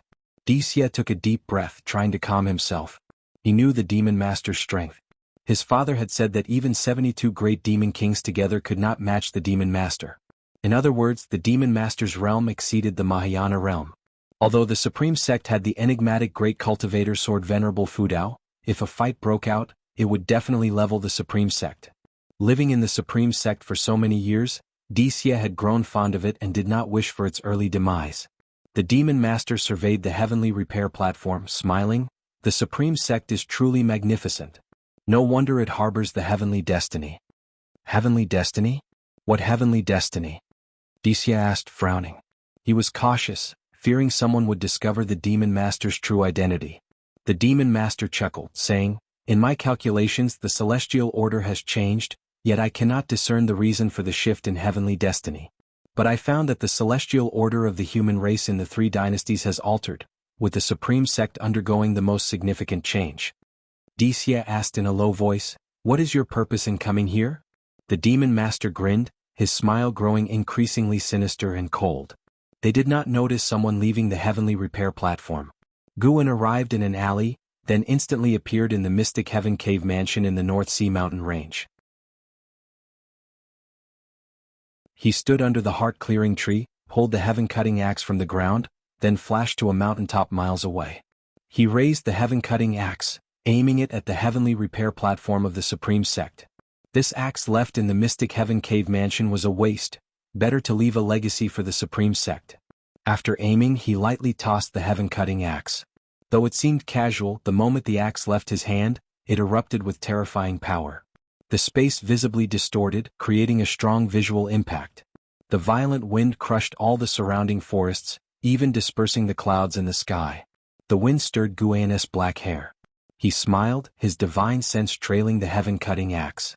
On the heavenly repair platform, facing Dixie's inquiry, the demon master spread his hands, smiling. "What purpose could I have?" It's just, suddenly, his face changed dramatically. Instinctively he tried to dodge, but his reaction was a moment too slow. Boom.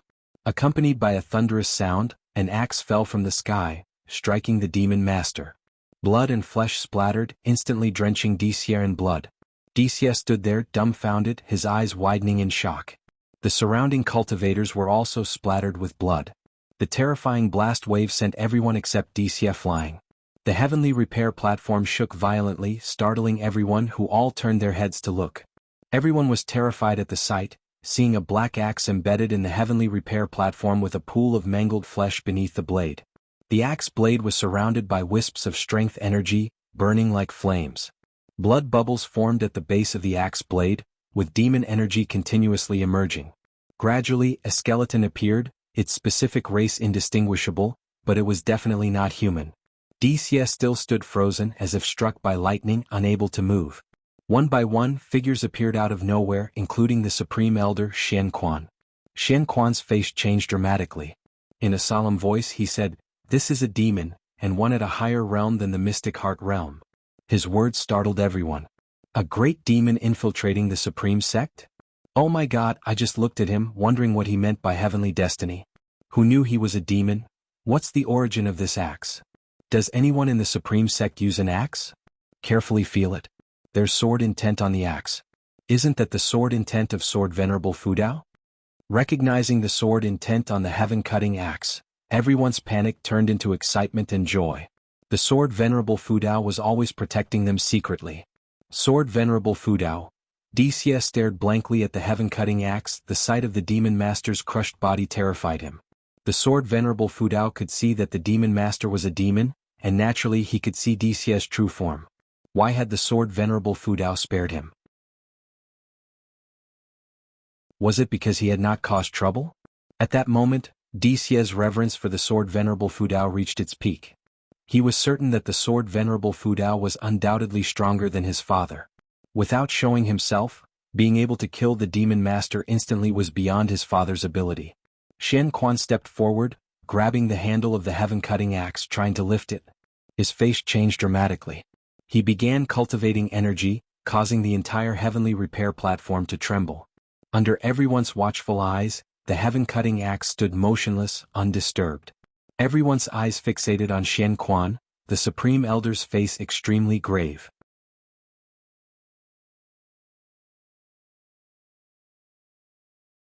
Chapter 178 Shen Tianyi's shock. Ancestor Shen Quan tried to lift the heaven-cutting axe for a long time but couldn't manage to lift it. He had to let go and step back, which made everyone watching understand one thing. That was, Ancestor Shen Quan was far less powerful than Sword Venerable Fu Dao. Although they had already thought so, witnessing this scene still left them shocked by the vast difference between the two. How high was Sword Venerable Fu Dao's cultivation level? Just at that moment, the blade of the heaven-cutting axe emitted bursts of sword chi, hitting the ground, sending stones flying and scaring everyone back. Xie had also woken up by this time, but his expression was very complex, and he was visibly shaken. The others thought he had been scared silly. Everyone stared to see 2 lines of words appear on the platform in front of the heaven-cutting axe. Whoever lifts this axe shall inherit its legacy. These 8 words made many people start breathing heavily. Immediately, an elder stepped forward to try lifting the heaven-cutting axe. On the other side, Guan had already returned to the outer gate city. He walked to the edge of the heavenly repair platform, watching the cultivators continually try to lift the heaven-cutting axe. A slight smile appeared on his lips. The heaven-cutting axe was forged from North Sea nether iron, which had been buried for millions of years. Even Mahayana cultivators would feel its immense weight without using spiritual power, and Guan had infused the axe with mana and sword intent. Only a loose immortal could draw this axe. No one in Supreme Sect could lift it, and Guan was not deliberately making things difficult. He would find a suitable inheritor in the years to come. In the meantime, he could eliminate the 7-star spirit realm. The heaven-cutting divine axe was one of the 9 great legacies of the 7-star spirit realm. Passing it on to disciples of Supreme Sect prematurely would only bring trouble. Slaying the demon master had extended Guan's lifespan by over 6,300 years, a massive gain. The demon master's bones still lay under the heaven-cutting axe without disintegrating, implying the bones were rare treasures. Guan was not in a hurry to collect them. With the axe pressing on them, no one could take those bones. After watching for a while, Guan turned and left. Along the way, the disciples were still excitedly discussing Sword Venerable Fu Dao, not realizing he had just passed by them. Ancestor Shen Quan approached Xie with a serious expression and said, "Come with me." Xie, with his face covered in blood, came to his senses. He did not resist and nodded in agreement. 3 Pure Ones Mountain. On a cliff, Leo was practicing his swordsmanship. Wielding the North Sea heavy sword, he swung it through the air, creating gusts of wind. Compared to years ago, his sword strikes no longer felt heavy. Instead, they appeared graceful and elegant. The soul of ancestor of the Li family floated under a nearby tree, his gaze distant and his brows deeply furrowed, lost in thought. When Li finished practicing, he looked back at ancestor of the Li family with pride and asked, "Ancestor, how is it? My sword moves have returned to their original form, haven't they? If I were to use my sword intent, its power would probably even scare me. Next time I meet in how, I might not lose." Ancestor of the Li family continued to be lost in thought, ignoring him. Leah walked up to him, waved his hand and complained, "What are you looking at?" "I'm talking to you." "Don't bother me, I'm watching a battle," ancestor of the Li family coldly snorted. Leah couldn't help but ask, "What level of battle?" "Unification realm." Leah lost interest immediately upon hearing this. He raised his North Sea heavy sword and said, "Stop watching. Nowadays the world belongs to the Mystic Heart realm and Mahayana realm. Unification realm is nothing, it'll reach it sooner or later. I want to go down the mountain." As he said this, his expression turned serious. Ancestor of the Li family responded casually, "Then go." Upon hearing this, Leah immediately turned to leave. "Wait, where are you going?" Ancestor of the Li family regained his senses and hurriedly asked. "Back to Supreme Sect." "Still worried about your junior brother Gu? What kind of spell has he put on you?" Ancestor of the Li family frowned, his tone one of exasperation. Standing with his back to ancestor of the Li family, Leah replied, "It's not for junior brother Gu, it's because Supreme Sect is in trouble. I need to go back and help." With the world in chaos, hiding here to cultivate, how can that be the behavior of a true man? What's the point of all the training bestowed by Supreme Sect? With that, he leaped off the cliff. Ancestor of the Li family did not pursue him but stayed where he was, mulling over his words. Gradually, a smile appeared on Ancestor of the Li family's face. That brat has finally grown up. News of Sword Venerable Fudao slaying a mysterious great demon with one swing of his axe quickly spread throughout the immortal cultivation world, greatly boosting morale on the front lines. According to Ancestor Shen Quan of the Supreme Sect, that mysterious demon definitely had Mahayana realm cultivation. The fall of a Mahayana realm demon was undoubtedly good news for the entire human race.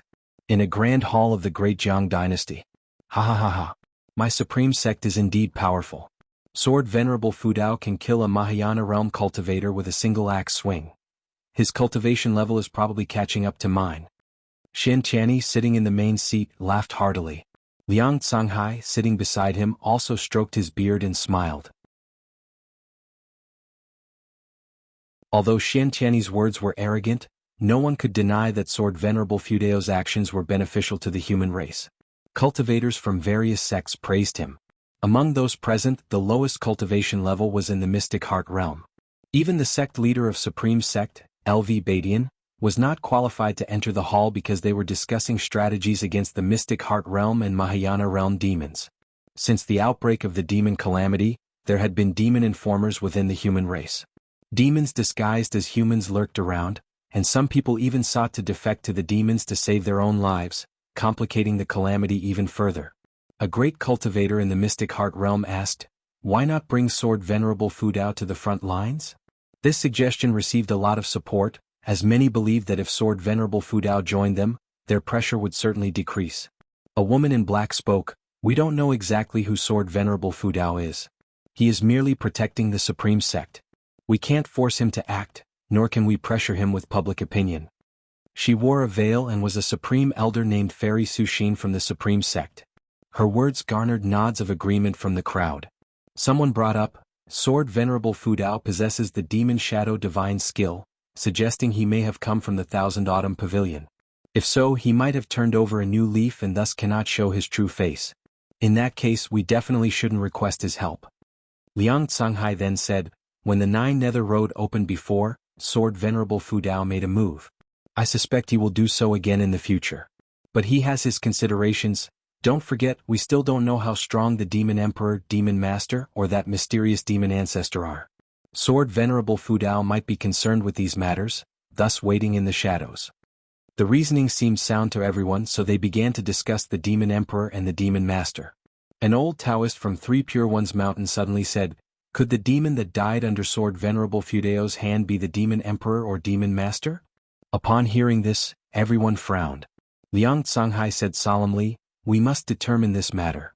Whether it's the Demon Emperor or the Demon Master, their death would benefit our future plans. As we continue to fear the unknown forces in the demon land, our efforts lack effectiveness." Shen Tianyi spoke, "He'll go back and return by tomorrow at the latest." No one had any objections to this. Supreme Sect had only one known Mahayana realm cultivator. They couldn't send a Taoist lord to Supreme Sect after all. Even the Alliance hierarch Liang Canghai agreed, so Shen Tianyi immediately set off. At dusk, Supreme Sect Outer Gate City. Shen Tianyi walked up to the heavenly repair platform, his appearance causing many inner sect disciples to stare wide-eyed. This Outer Gate City had gathered a number of inner sect disciples, either to gaze at the heaven-cutting axe or to seek sword enlightenment, and most of them had heard Shen Tianyi preach the Tao, thus recognizing him instantly. For a moment, silence fell over the heavenly repair platform. Even the outer sect disciples noticed the change in atmosphere and followed everyone else's gaze. Shen Tianyi walked straight to the heaven-cutting axe. A disciple trying hard to lift the heaven-cutting axe was pushed by his friend. He instinctively looked at Shen Tianyi, his face changing drastically. He quickly stepped back and saluted Shen Tianyi. Shen Tianyi nodded slightly, stepped 2 more steps forward, and faced the heaven-cutting axe. He looked at the inscription on the ground and squinted his eyes. How domineering the sword intent was. Just by feeling the sword intent, he realized that he was inferior to Sword Venerable Fudao. This made him speculate even more about Sword Venerable Fudao. This person was definitely not cultivated by Supreme Sect. The reason he protected Supreme Sect might be that he was hiding there. His gaze shifted to the demon master's bones, carefully examining them, even probing with his divine sense. More and more cultivators gathered around, whispering. Quickly, even the outer sect disciples knew that he was the true inheritor, Xian Tianyi. This excited everyone. Was the true inheritor also going to challenge Sword Venerable Fudeo's legacy? Although Xian Tianyi had gained much fame in recent years in the hearts of many disciples, he still did not measure up to Sword Venerable Fudao. After all, Sword Venerable Fudao was deeply mysterious. Sword Venerable Fudeo's eyebrows suddenly knitted, and his eyes showed a look of shock and fear. These bones were definitely not from a Mahayana realm. Their realm was even higher. Xian Tianyi had traveled overseas for years and had encountered great cultivators and demons in Nirvana realm, even immortals. Could Sword Venerable Fudao crush a Nirvana realm demon with one axe? Was Sword Venerable Fudao an immortal? Xian Tianyi immediately raised his hand, gripping the handle of the heaven-cutting axe. Heavy. That was Xian Tianyi's first impression. At this moment, ancestor Shen Quan and Lu Lingjun also arrived nearby, curiously watching Xian Tianyi. Lu Lingjun had also tried to lift the heaven-cutting axe before but couldn't even budge it, so she was very curious if Xian Tianyi could lift it. Xian Tianyi used all his strength with one hand but could not move the heaven-cutting axe at all. A fierce look flashed in his eyes. Boom! A terrifying aura erupted, startling everyone around into retreat. The entire heavenly repair platform trembled violently, as if about to crack open at any moment. Everyone was shocked by Xian Tianyi. What kind of cultivation could produce such an aura? Spiritual power burst forth, creating a gust of wind around Xian Tianyi, even making his robes flutter and rustle. He even bent down, using all his might to lift the heaven-cutting axe. However, the heaven-cutting axe remained unmoved. How could this be? Xian Tianyi's eyes were bloodshot, completely lost in the moment. He admitted he was weaker than Sword Venerable Fudao, but to be unable to lift Sword Venerable Fudeo's magic artifact. How could he accept that? His eyes widened, his aura suddenly increasing, his hair lifting and strange cyan runes appearing on his neck.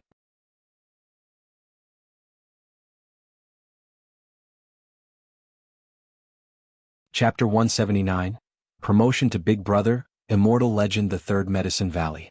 Guan, who was sowing seeds, looked up, a hint of surprise flashing in his eyes. This Xian Tianyi was no simple person. This momentum was already close to the Nirvana stage. It was known that Xian Tianyi was only at the 6th-layer Mahayana realm. In the Mahayana realm, even a small gap of one layer was difficult to overcome. For Xian Tianyi to exude momentum comparable to the Nirvana stage, how incredible was that? Guan became curious about Xian Tianyi's cultivation technique. Previously, Xian Tianyi had already given him the cultivation technique, but he was too lazy to look over it.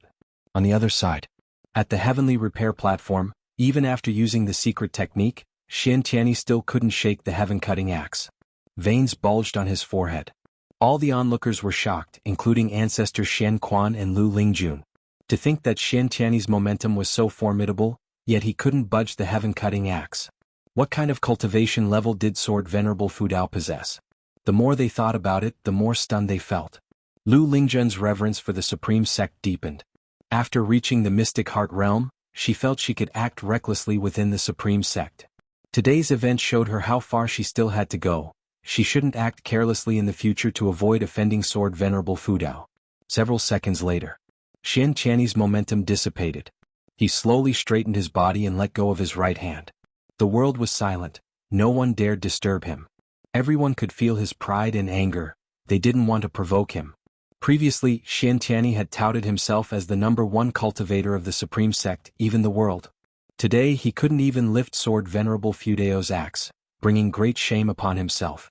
Just as everyone grew tense, Xian Tianyi suddenly laughed, loudly at first, then thrown back in hearty laughter. Spreading his arms, he laughed. Who would have thought our Supreme Sect harbors such a formidable cultivator? I underestimated the world. I am impressed. Impressed. His hearty acceptance of failure relieved everyone. Even though he couldn't match Sword Venerable Fudao, he remained a figure of admiration and reverence in the Supreme Sect. Ancestor Shen Quan took a step forward to console him. Tianyi, you represent the future of the Supreme Sect. I am pleased that you can see it this way. Other elders also stepped forward to offer consolation. Xian Tianyi turned around, his robes fluttering as he laughed. Don't worry. If it's against our own, how could I mind? However, one day I will challenge Sword Venerable Fudao. Before that, I will first eliminate the demonic calamity." Upon hearing this, cheers erupted. More people began to echo the sentiment, and everyone admired Xian Tiany's ambition. He held his head high, embodying the demeanor of a prodigy. Time flew by quickly. Night fell. Inside the pavilion of the Third Medicine Valley. Bang! Damn it, that was so humiliating. Xian Tiany slapped the table angrily. One hand couldn't help but cover his face. Facing him, Guan found it amusing and said, "Isn't it good that someone is stronger than you? At least the pressure isn't all on you." Xian Tiany covered his face. "I know. I just regret acting so hastily. I should have tried when fewer people were around. No, I should have given up after a try. Instead, I used the secret technique and caused such a commotion, it's just too embarrassing." The more he spoke, the more frustrated he became. Guan secretly enjoyed it. He took out spiritual wine and poured a drink for Xian Tiany. "Then let's drown your sorrows with wine? Drink, I swear to reclaim my honor once I become an immortal," Xian Tiany said in frustration. He looked at Guan. "Don't tell anyone about this. I'm only confiding in you." Guan said, "Don't worry, we are sworn brothers. Your honor is my honor, I will naturally cover for you. Sai, I wonder who Sword Venerable Fudao is and where he is hiding. Honestly, I really want to meet him and get to know him." Xian Tiany sighed. Guan teased, "If you knew Sword Venerable Fudao, would you be sworn brothers with him?" "Why not? It would give you another backer." Xian Tiany laughed too. "Could you call Sword Venerable Fudao your big brother?" "Of course, how could I ask him to be my little brother? And he is surely much older than me." "Alright, from now on, Sword Venerable Fudao is the eldest brother, you are the second brother, and I am the third." "Haha, deal, I think it's a deal." Xian Tiany laughed gleefully and began clinking bowls with Guan. Guan was equally pleased, finally promoted from little brother to big brother. Although Xian Tiany was over 500 years older than him, serving as a little brother to someone of lower realm felt uncomfortable. Now it was better he became the big brother. After venting his frustration, Xian Tiany started to narrate how heavy the heaven-cutting axe was. "You have no idea, your brother really gave it his all, but that axe was as heavy as if the heavenly Tao possessed it." The more exaggerated Xian Tiany described, the more Guan enjoyed it. He wasn't bothered in the slightest, even hoping Xian Tiany would continue. It wasn't until dawn the next day that Xian Tiany finally left. He had to head to the front line for battle and couldn't stay in the Supreme Sect for long. Guan walked downstairs, stretching lazily. Sunlight bathed him, making him feel refreshed. The sense of accomplishment from slaying the demon master was far less satisfying than listening to Xian Tiany praise himself. Guan felt he could keep listening if Xian Tiany kept boasting for 3 days and 3 nights. Feeling joyful, Guan began strolling within the Medicine Valley, occasionally instructing the disciples on their tasks. They could all sense his good mood. An Exan approached him. "Master, I've been practicing swordsmanship recently. Can I spar with you for some pointers?" She wasn't looking for a fight, she sincerely sought guidance, knowing Guan was a golden list genius, though the lowest among them. Guan agreed without hesitation, leading her to an open area to spar. The sun continued rising, symbolizing hope ascending. Days passed one after another. After the death of the demon master, no demon dared infiltrate the Supreme Sect, while Dixie returned to the heavenly repair platform, indicating he had received the Supreme Sect's approval. Towards the end of the year, a piece of news shook the world. Sword Venerable Fudao was an immortal. This was revealed by Xian Tiany himself. According to their investigation, the monster slain by Sword Venerable Fudao with one axe strike was the demon master of the demon land, an existence far surpassing the Mahayana realm. When this news spread, the world was stunned, then overjoyed. The morale of the cultivators of the 3 dynasties soared, and the cultivators from all over who were slaying demons and monsters also grew more determined. With an immortal backing them, the human race could surely endure this calamity. Staying in the Supreme Sect, Guan wasn't delighted by this news. Instead, he felt trouble looming. Now surely, the Demon Emperor, Demon Ancestor and 7-star Spirit Realm's eyes would be on Sword Venerable Fudao. Fortunately, no one knew that Sword Venerable Fudao was him. As the winter snow began to melt, Guan headed to the Third Medicine Valley. He turned to look at his pavilion. There stood a figure below the pavilion. Ji Xiaoyu. Ji Xiaoyu looked silently at the garden area. Her appearance was extraordinary, with a heavenly charm. Even in a black robe, she exhibited an ethereal fairy-like aura, attracting much attention from the disciples. Guan stepped forward, arriving beside Ji Xiaoyu and said, "Third Miss, long time no see, why have you come?" Ji Xiaoyu withdrew her gaze and turned to scrutinize Guan. "Foundation Establishment Realm, 7th layer, your progress isn't bad. Core formation is hopeful." Guan smiled. "With such a large medicine valley, even a pig could reach core formation. My progress is already quite slow." Ji Xiaoyu neither affirmed nor denied. "The Ji family has completely withdrawn from the Supreme Sect. Do you not regret it?" "Regret what? Haven't you heard that Sword Venerable Fudao is an immortal? With him, the Supreme Sect will surely endure this calamity." Guan shook his head, showing an expression of admiration. He wasn't boasting but aligning with the current mindset of Supreme Sect disciples. Now, all Supreme Sect disciples took pride in Sword Venerable Fudao, mentioning him in every 3 sentences. Ji Xiaoyu smiled. "Sword Venerable Fudao is indeed formidable. I also highly respect him. By the way, Third Miss, why have you returned this time?" Guan asked. Wasn't she supposed to gather intelligence on the 7-star spirit realm? Why had she returned so quickly? Ji Xiaoyu said, "I have returned to see Sword Venerable Fudao." Guan widened his eyes. "Have you met him before?" Ji Xiaoyu nodded. "He saved my life, he is my savior." Before Guan could ask more, she continued, "I want to go to the heavenly repair platform, will you accompany me?" Guan had no objections and agreed. Ji Xiaoyu waved her sleeve, lifting Guan with spiritual power, and flew into the sky. Lu Lingjun under the mystic pure tree looked up, frowning. Primordial Taoist Talisman. Lu Lingjun seemed to recall something, her thoughts drifting into memories. Soon, Guan and Ji Xiaoyu arrived at the outer gate city, flying directly to the heavenly repair platform. Many people surrounded the heaven-cutting axe. Zuijin was also there, guarding the heaven-cutting axe, and said in a deep voice, "Each person can try only once, do not offend the Sword Venerable, or you will be dealt with according to the strictest sect rules." He raised his sword, causing the surrounding people to disperse. His sword had once received the sword intent of Sword Venerable Fudao, making his name widespread. The Supreme Sect believed Sword Venerable Fudao favored him, as Sword Venerable Fudao had also saved him. Thus, they assigned him to guard the heaven-cutting axe, which he accepted as an honor. Even when his son Zuolin approached, he would sternly reprimand him. After the crowd dispersed, he took out investiture of the gods. Guan and Ji Xiaoyu arrived before the heaven-cutting axe. Zuijin glanced at them. "Nephew Gu, you can only try once." His tone was indifferent, but Guan didn't get angry, finding it amusing instead. This guy was too interesting.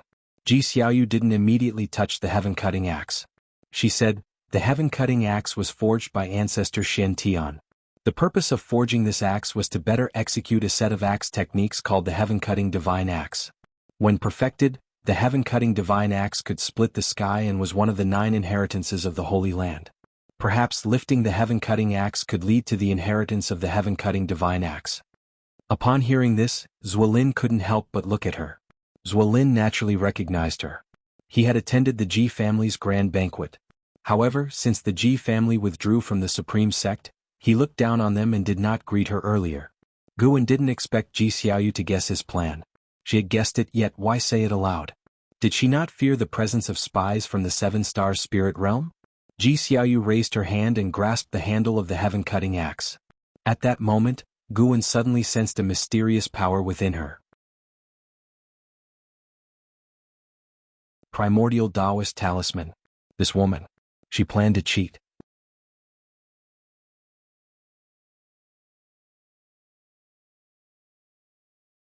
Chapter 180 Evil Demon breaks the seal. Searching for sword, Venerable Ji Xiaoyu grasped the handle of the heaven-cutting axe, and she immediately felt its weight, a weight that struck her soul and filled her with an involuntary sense of reverence.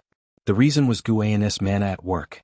Realizing she couldn't lift the heaven-cutting axe, she immediately channeled the power of the primordial Taoist talisman. This was the result of her training in the 7-star spirit realm. Previously she could only draw on a tiny bit of the talisman's power, but now she could channel it at will.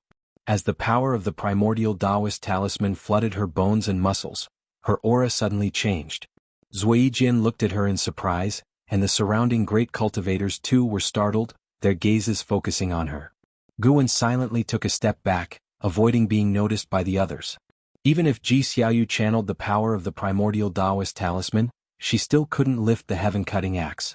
Before the annihilation of the Seven Stars Spirit Realm, the heaven-cutting axe could not be lifted by anyone. After a while, Ji Xiaoyu released her right hand. Although she failed, throughout the process she didn't seem as strained as Shen Tianyi, even when channeling the power of the primordial Taoist talisman. Her stance was steady, as if she hadn't exerted much effort at all. No one was surprised by her failure, only curious about the aura she had exuded moments ago. She turned and walked over to Guan, whispering, "As expected, I failed. Do you want to give it a try?"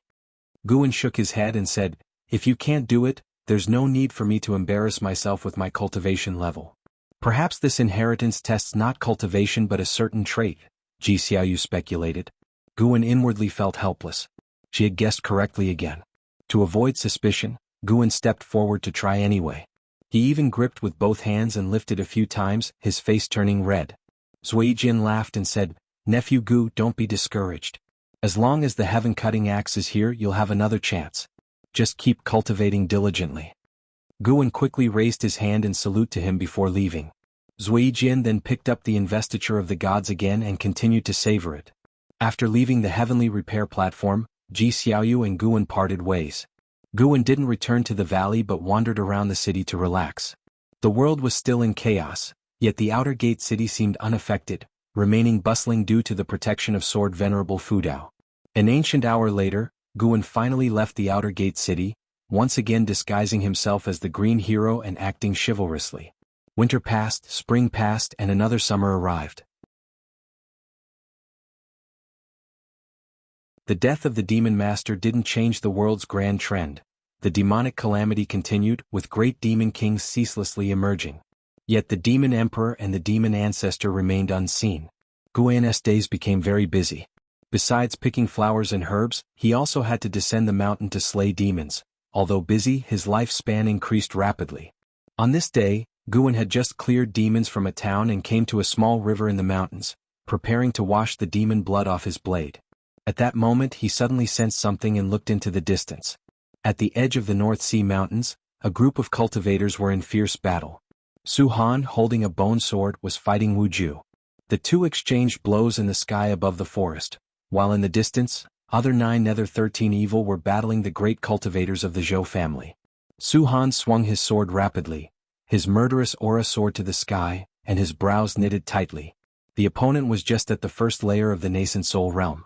Why was he so difficult to deal with? Now that Su Han already possessed cultivation in the divinity transformation realm, armed with the hateful heaven divine sword and the defying fate divine skill, he confidently faced any divinity transformation realm cultivator without feeling pressured. But this time was different. He couldn't take down this low realm cultivator in a short time. Wu Ju's punches and kicks were like the wind. With each punch, it was like the midday sun, unstoppable. His strength energy was domineering, even Su Han could not withstand it head-on. Unlike Su Han's surprise, Wu Ju was very excited, even letting out loud shouts. In the distance, Zhou Yu, watching the battle, looked satisfied. With a unification realm 9th layer cultivation, he alone held off 6 of the 9 Nether 13 evil. The Zhou family specialized in physical cultivation, using their bodies as weapons. Zhou Yu wielded a knife single-handedly, his black robe billowing, each move grand and powerful, full of the spirit of splitting mountains and cutting rivers. Focus on the elixir, use qi to control the god, the body is the weapon and the weapon is the momentum. Zhou Yu's voice suddenly echoed through the heavens and earth, like a rumbling thunder. Hearing this, Wu Ju immediately closed his eyes. His fists became slow but brought an even stronger sense of oppression to Su Han. Su Han dodged the fist wind, landing before a tree. He swung his sword quickly, sending tens of thousands of black sword qi rushing madly, lifting countless fallen leaves, attempting to drown Wu Ju. Wu Ju, suspended in midair, raised his right leg. The gusty rain-like leg wind suddenly arose, countless leg shadows clashing with his sword qi. Boom, the air waves expanded violently, Wu Ju was forced back. He flipped in the air and landed steadily on a cliff.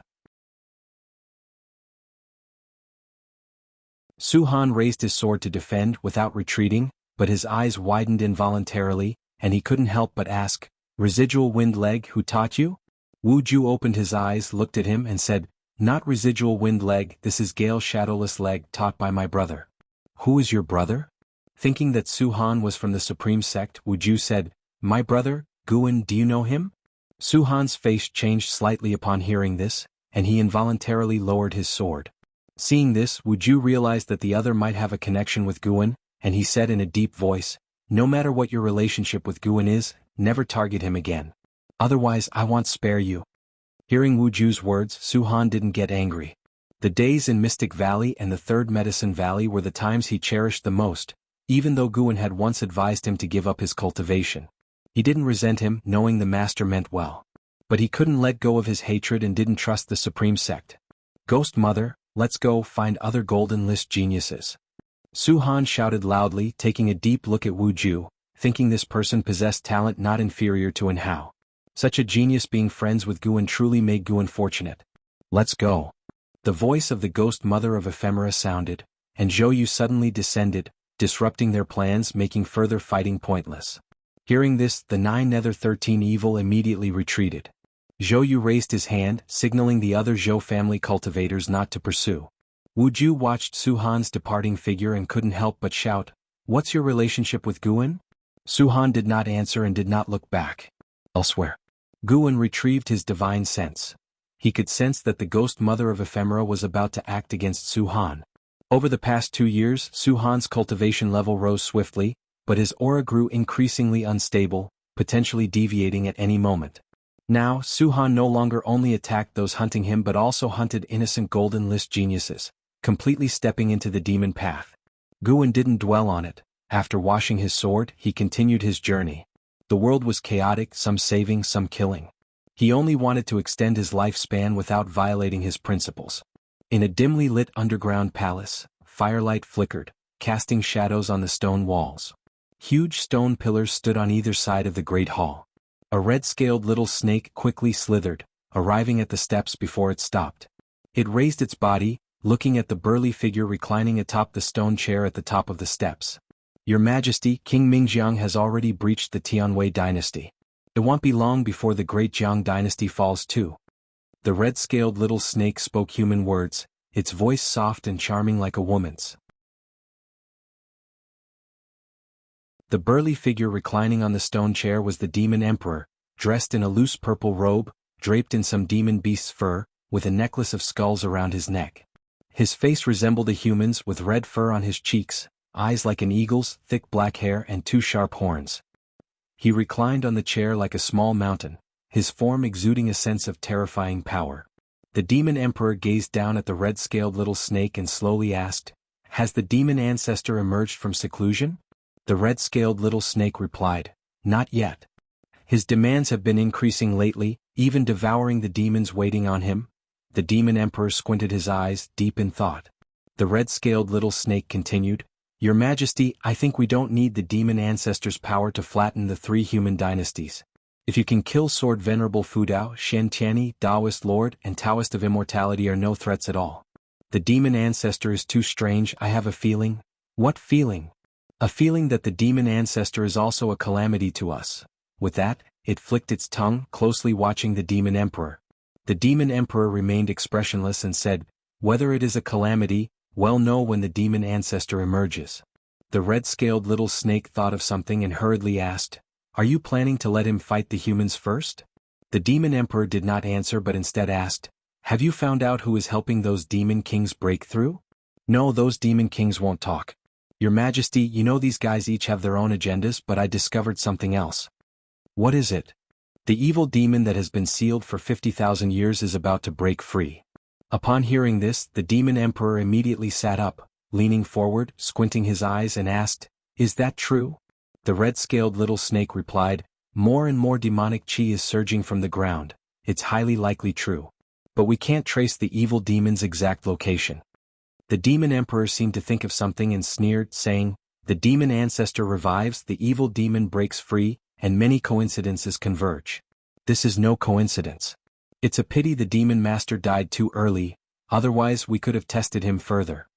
Speaking of which, he's also pathetic. Even after death, no one sought vengeance for him. It seems his so-called master only used him as a pawn." The red-scaled little snake remained silent, seemingly unwilling to comment on this topic. "You go to the Supreme Sect and find a way to send a message to Sword Venerable Fudao," the Demon Emperor commanded. The red-scaled little snake trembled upon hearing this, hastily saying, "Your Majesty, The demon emperor interrupted it and stood up, his terrifying demonic presence enveloping it. The red-scaled little snake had no choice but to lower itself, crawling on the ground in submission. At dusk, Guan arrived at the third medicine valley through the teleportation array, his face slightly grim. Today's encounters and revelations once again refreshed his understanding of human nature, putting him in a foul mood. Since the outbreak of the demonic calamity, his disdain for certain people had gradually surpassed his disdain for demons. The war between humans and demons was a struggle for survival of a race, where morals and ethics didn't apply. But in times of crisis, inner strife among one's own kind was even more odious. Guan walked towards his loft, where someone was already waiting for him inside.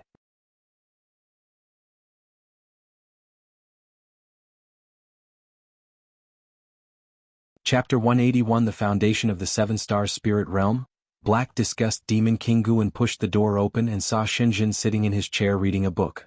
He noticed that Xinjun's cultivation level had improved significantly, so he threw a lifespan detection at her. Xinjun, Core Formation Realm, 9th layer 130/760/2560. Huh? How did her maximum lifespan increase? Guan remembered her maximum lifespan was just over 1,000 years, but now it had doubled. Could she really gain enlightenment from the painting? Guan closed the door, then walked to the desk and asked, "Why are you here?" Xinjun put down her book, smiled and said, "What? I can't come? It looks like you're having such a good time with your Taoist friend that you don't want me to show up." Guan shot her a glance and said, "I don't have a Taoist friend. Isn't the great cultivator in your valley trying to take you as her Taoist friend? She's highly cultivated and extremely beautiful, no normal man could refuse her." Xinjun looked him up and down with a slightly teasing tone. Guan raised his eyebrow and said, "I'm not a normal man. If she wants to be my Taoist friend, she needs to become an immortal first." Xinjun laughed, saying, "If she becomes an immortal, do you think she'll still look at you? By that time would you even still be here? You can't spend your days fantasizing about an immortal descending to favor you, can you?" Guan sat down and laughed. "I'm a writer like you. Writers love to fantasize, don't they?" "Makes sense. I fantasize about Sword Venerable Fu Dao appearing before me and taking me as his Taoist friend." Xinjun nodded, then looked at Guan to see his reaction. Guan seriously responded, "What if it happens? I think there's hope." Xinjun pursed her lips before continuing, "Recently I've gained many insights from a painting and captured the aura of a supreme treasure, so I'm planning to go treasure hunting. Will you join me?" "Treasure hunting?" Guan quickly shook his head and said, "The world is in chaos now. Going out is like seeking death. I won't go." Xinjun furrowed her brows and said, "That painting came from the imperial palace of the Great Yu dynasty, a gift from the former emperor to my father. It is said to be over 6,000 years old. I can sense that the treasure within it is extraordinary and not just one. Such an opportunity is seldom seen. I'm only sharing it with you." Guan replied, "Thanks for your kindness, Miss Shen, but it'll pass. With my cultivation level, I'd only be a burden to you." Xinjun's expression darkened. Just when Guan thought she was about to get angry, her tone shifted and she asked, "How is your relationship with Lu Lingjun? Do you think she is trustworthy? You want to invite her for the treasure hunt?" "Yes, I can sense that the place is beyond my ability to handle alone. She should be trustworthy, but I can't guarantee it completely. You should know, people's hearts are inscrutable. Can you introduce me to her? With you as the middleman, if she still intends to harm me, she wouldn't be able to face you afterward." Seeing Xinjun smile, Guan realized this was her true intention. Guan thought about it and agreed. Later he took Xinjun to find Lu Lingjun. Lu Lingjun occasionally went out, but most of the time she stayed under the mystic pure tree, seeking enlightenment. After learning about Guan and Xinjun's request, she was indifferent until Xinjun took out the painting, at which point she was moved. Guan sensed a hint of Mahayana realm aura from the painting, indicating there truly was a supreme treasure at that place. Soon the two women set off. Guan rarely came to the mystic pure tree and decided to lie against the trunk, closing his eyes for some rest. He began recalling everything he had seen recently, the scenes of slaughter persistently replaying in his mind. Until evening, Guan left the third medicine valley.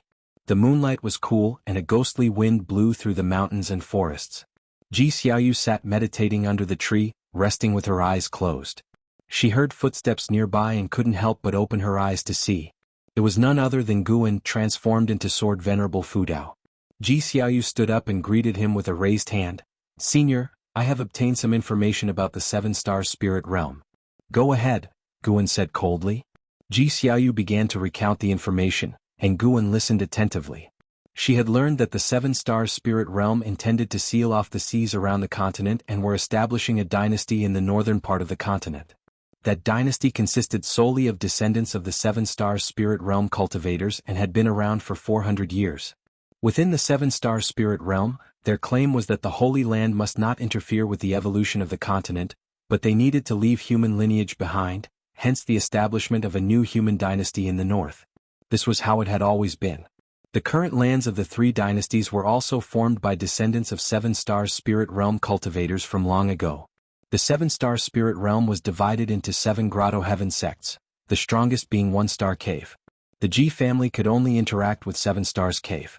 Ji Xiaoyu found out that the strongest cultivator was the cave master of 7 stars cave, said to be an immortal, and within the 7 stars cave, there were as many as 20 Mahayana realm cultivators, and these were just the elders on the surface. Guan was also surprised by the strength of the 7-star spirit realm. The weakest 7 stars cave had 20 Mahayana realm cultivators and 1 immortal. How terrifying must the whole 7-star spirit realm be? The reason I came to find you now is that I've noticed the 7 stars cave is wary of me. While I was cultivating, I could clearly sense a divine sense watching me, so I took the chance to escape. From now on, it will be hard for me to return, Ji Xiaoyu said, looking at Guan. She knew that the information she provided wasn't much, which could affect her cooperation with Sword Venerable Fudao. Ever since she learned that Sword Venerable Fudao had killed the demon master with a single slash, she had faith in him. If anyone in this world could challenge the 7-star spirit realm, it would only be Sword Venerable Fudao. Guan said, "If you can't go back, stay in the Supreme Sect. When the demon calamity is over, we need the combined strength of the 3 dynasties to fight against the 7-star spirit realm." Ji Xiaoyu nodded. "I have been to the minor heaven and earth of the 7 stars cave. They have nearly 2 million disciples, their cultivation levels generally higher than those in the immortal cultivation world. The 7-star spirit realm has become a world of its own, indeed needing the combined strength of the 3 dynasties. When you contact the Ji family, try not to alert the enemy. The fight against the 7-star spirit realm cannot be rushed," Guan reminded her. Ji Xiaoyu nodded. Then Guan disappeared into thin air. Ji Xiaoyu turned and walked deeper into the forest. Approaching the end of summer, urgent news from the Northern Territory arrived.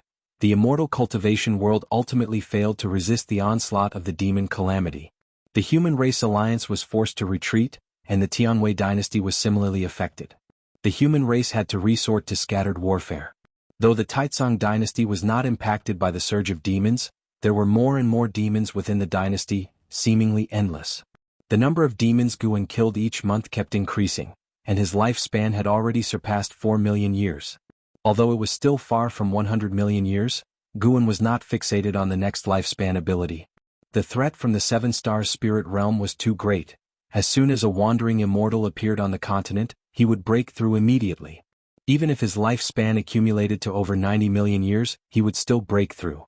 Lifespans are just numbers. Surviving is the most important. One day Guan returned to the Mystic Valley, changed into his usual robe and walked downstairs. He didn't head to the 3rd Medicine Valley, instead he looked into the distance. He sensed a demon energy approaching the Supreme Sect, about 5,000 miles away in a forest, seemingly waiting for something. Tens of thousands of miles further, another stronger demon energy was approaching. It seemed there would be some excitement tonight. As dusk approached, Xie left the city and headed towards the demon energy. An ancient hour later, under the cover of night, Xie arrived in the forest and looked at the red-scaled little snake on the branch, frowning as he asked, "Why are you here? Where is the Black Crow demon envoy?" The red-scaled little snake replied, "After he came to find you, he disappeared. He was likely killed by Sword Venerable Fudao." Upon hearing this, Xie's expression changed slightly. He finally understood why he was still alive. Sword Venerable Fudao must have heard what he said and thus spared him. How terrifying was Sword Venerable Fudao? They had concealed their demon energy and stayed outside the Supreme Sect, Yet Sword Venerable Fudao still noticed? Since that's the case, why do you dare show up? Dixie sneered. The red-scaled little snake said, His Majesty sent me. He wants me to deliver a message to Sword Venerable Fudao about the demon calamity, but I don't know where Sword Venerable Fudao is. So you called me out? Don't tell me you think I've met Sword Venerable Fudao? Dixie scoffed. The red-scaled little snake flicked its tongue and said, Dixie, there's no need to hold such animosity towards your father. Most of the time he is helpless. Do you think it was your father's idea to resurrect the demon ancestor? Wasn't it? Could the demon master have forced my father? Exactly, he could. The red-scaled little snake's answer made Dixie frown. It continued, The demon master's cultivation level is indeed lower than His Majesty's, but there are more powerful beings behind him that His Majesty does not dare provoke. Moreover, His Majesty has lost control over the demon calamity. If you leave the Supreme Sect and see for yourself, you will understand that the demons invading the human race have all turned into demons, with violent temperaments, including the great demon kings. Dixie fell into silence. The red-scaled little snake went on. The demon master said that the demon ancestor is only a soul shell without self-awareness, but this is not true. His Majesty cannot control the demon ancestor, nor can he control the world's demons. His Majesty worries that the demon calamity targets not just the human race but also the demon clan. Dixie took a deep breath and asked, So he wants to talk with Sword Venerable Fudao to deal with the demon calamity together? Correct, the red-scaled little snake answered. It was about to speak when it suddenly turned its head towards the depths of the forest on the western side, asking, Who's there? Dixie also turned to look, seeing a figure slowly walking out of the darkness. When the two demons saw the true form of the newcomer, their faces changed drastically. The red-scaled little snake even trembled all over. Black Disgust Demon King, you, the red-scaled little snake said tremulously, filled with fear. Dixie was equally tense. A man in red emerged from the darkness, his hair disheveled and his feet bare. He looked like a human with no demon traits, except for his pale complexion and the sinister air between his brows. The Black Disgust Demon King revealed a sinister smile and mockingly said, The demon calamity has been ongoing for so long, and the demon emperor has yet to make a move. I was curious about the reason, so I followed you to the Supreme Sect. I didn't expect that His Majesty intends to yield to humans. I will not allow it. Tonight His words were abruptly cut off by a hand suddenly resting on his shoulder.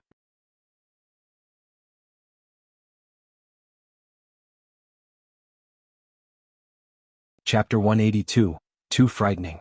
The Black Disgust Demon King felt his right shoulder being pressed. Instinctively he wanted to leap away, but his demonic power instantly solidified, making it impossible to move. His expression changed drastically, and a sense of panic instinctively arose in his heart. The red-scaled little snake and Dixie widened their eyes. They saw a shadowy figure appear behind the Black Disgust Demon King, a mysterious figure shrouded in dark purple demonic aura. Sword Venerable Fudao. Dixie immediately guessed the true identity of the shadowy figure, his entire body stiffening with fear. He dared not move, but the Black Disgust Demon King could not move. Guan stood behind the Black Disgust Demon King. He initially wanted to hear some information from the demon, but then thought better of it. There was no need to listen, a soul search would suffice.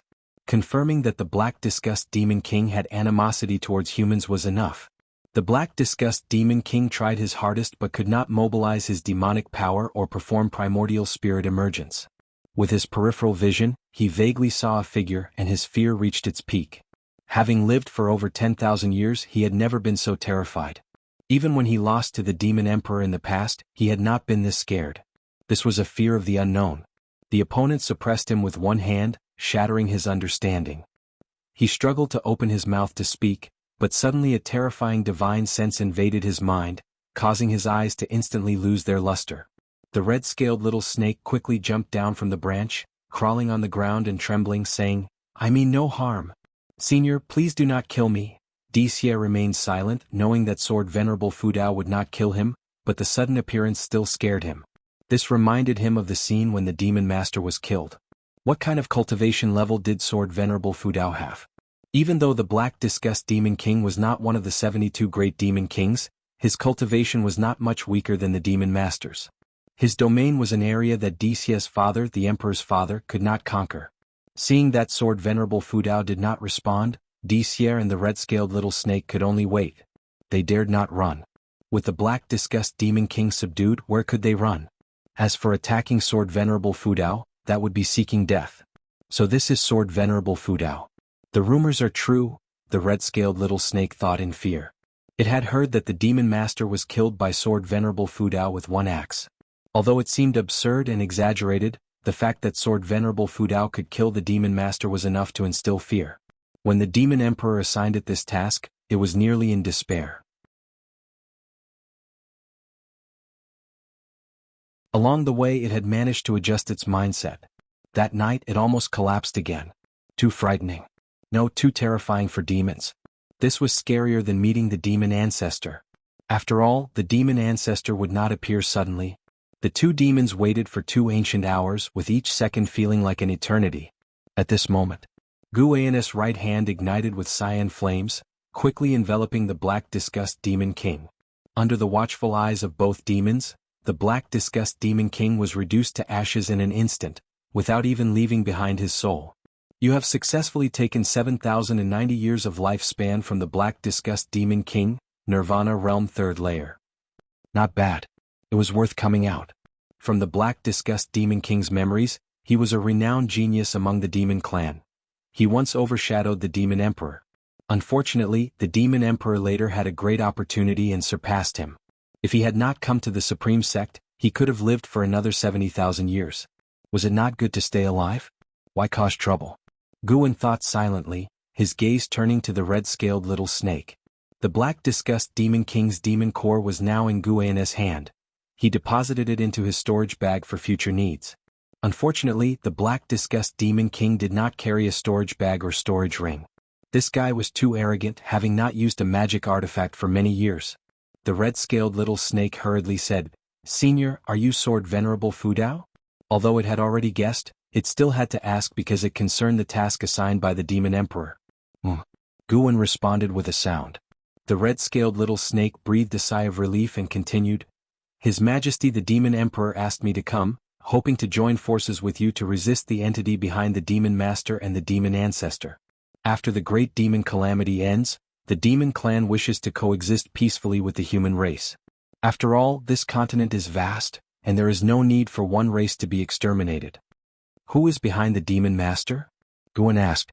From the black disgust Demon King's memories, there was no mention of the demon master's benefactor or interaction with cultivators from the 7-star spirit realm. However, he was a confidant of the demon master, a chess piece cultivated by the demon master, deliberately kept out of the 72 great demon kings to counter the expanding power of the demon emperor. The red-scaled little snake replied, "His Majesty said that entity calls itself the heavenly destiny ancestor, whether human or demon is unclear. Its cultivation level is tremendously powerful, capable of easily sealing His Majesty's demonic power. The heavenly destiny ancestor is likely a legendary loose immortal, 2 grand realms higher than the Mahayana realm." Loose immortal. It was the first time Dixia had heard of this realm. He stood on the side very restrained. Guan asked, "Specifics on how to cooperate?" He needed to see sincerity. The red-scaled little snake said, "His Majesty is in the demon land, inconvenient for initiating war, but he will send demons to support the human race.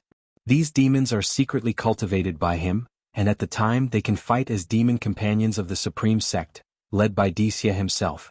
His Majesty can externally declare Dixia a traitor." "How many demons, what realms?" 3 Mahayana, 10 Mystic Heart, and 1,000 demon troops, with the lowest cultivation level at Void Crossing. This statement left Dixia astonished, looking at the red-scaled little snake.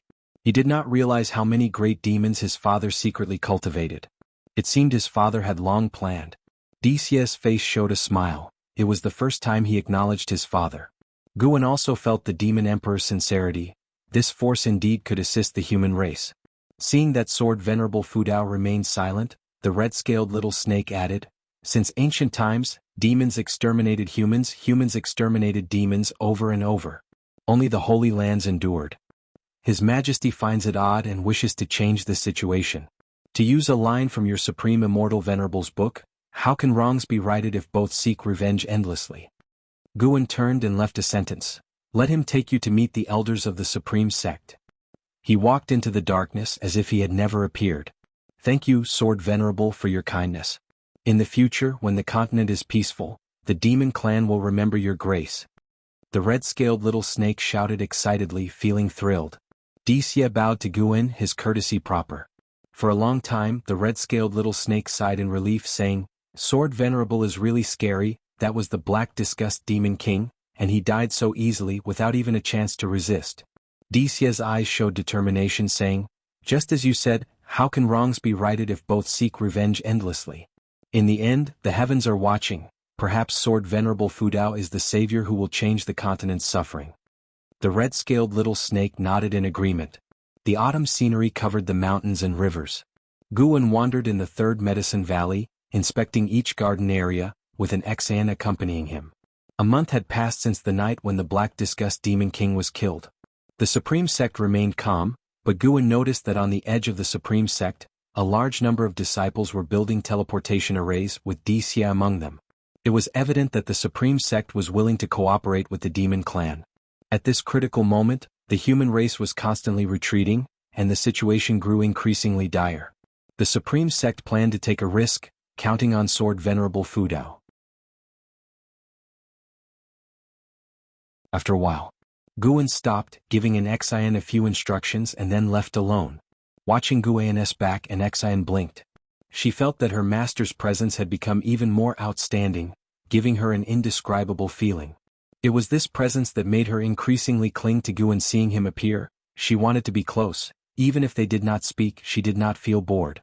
Guan used sword control to fly swiftly to the transmission array platform and headed to Mystic Valley. After arriving in Mystic Valley, he left quietly, not going to Qinya Valley but to another territory of the Taizong dynasty. In a forest, trees were toppled, blood and flesh everywhere, all demon corpses, a ghastly sight. Zhang Buku, covered in blood, leaned against a mountain wall, panting heavily, his long hair matted with blood-forming strands. His chest was covered with gruesome wounds, his eyes full of exhaustion. He had fought another fierce battle.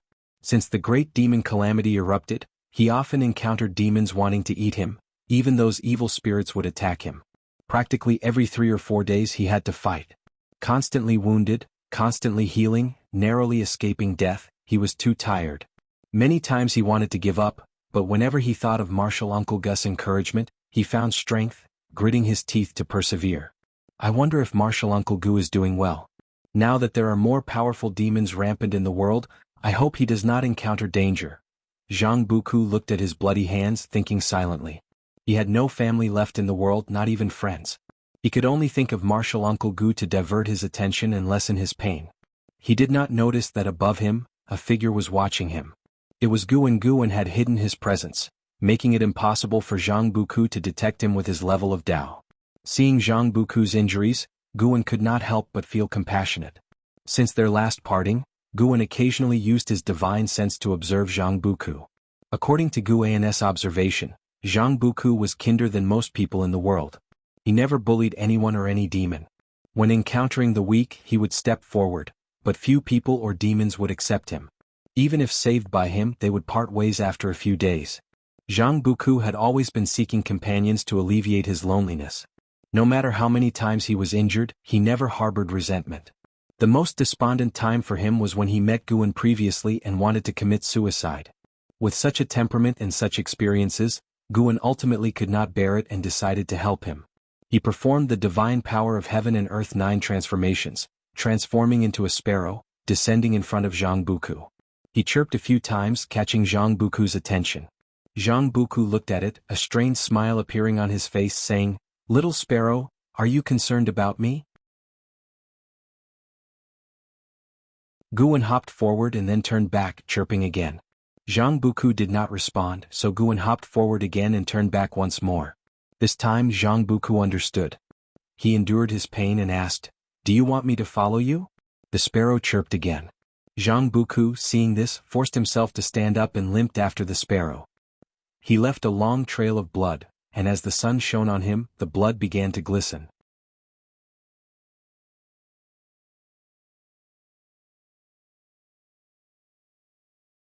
Chapter 183. Master Zhang Buku followed the sparrow, passing through the forest. Although his injuries were severe, his physique was strong.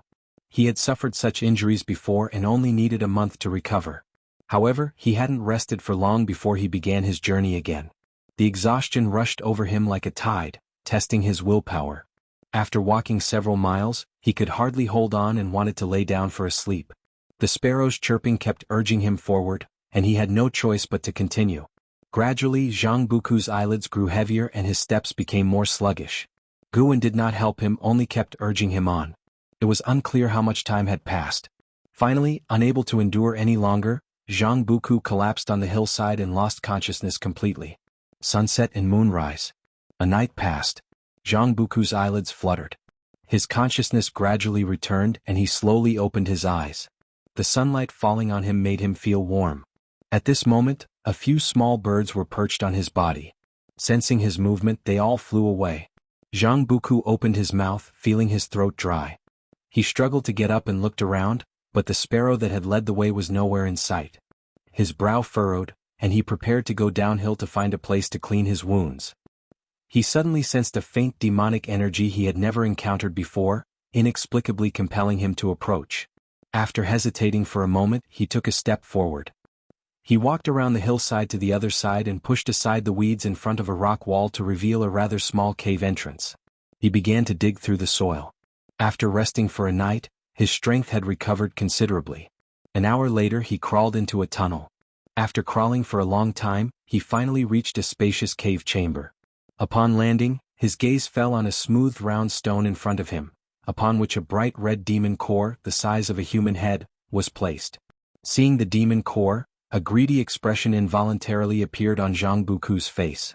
Step by step he walked forward with trembling hands. Meanwhile, hundreds of miles away, Guan observed the scene with his divine sense. That demon core was the demon core of the six-headed sea dragon. A demon core from the Mahayana realm, sufficient for Zhang Buku to defy fate and change his destiny. However, given Zhang Buku's current realm, whether he could withstand the power contained in the demon core was uncertain. If he couldn't hold on, Guan would intervene. Under his divine sense's watch, Zhang Buku grasped the demon core tightly and began to cultivate, absorbing the demonic power. His body trembled incessantly, the scabs on his skin transforming into blood energy and dissipating. His face contorted, and his skin turned red at a visible speed. What is this pain? Zhang Buku gritted his teeth. Thinking of the hardships he had endured over the years, he was determined to seize this opportunity. He could feel the high realm of this demon core, possibly the strongest demon he had encountered so far.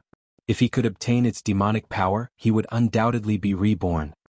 His expression became more twisted, and his eyes filled with blood. Wisps of blood energy overflowed from his body, coalescing behind him into the terrifying form of a demon, the shape of the six-headed sea dragon, exuding immense pressure. By evening, Guan returned to Mystic Valley. Along the way, many servant disciples greeted him. Senior brother Li Ye has returned. Lu Jiujia said to Guan. Guan nodded at him and then walked towards the pavilion. From the moment Li Ye started his journey back to the Supreme Sect, Guan had sensed his presence. Along the way, Li Ye encountered many events, including slaying demons and resolving grudges. It seemed they would have a long conversation.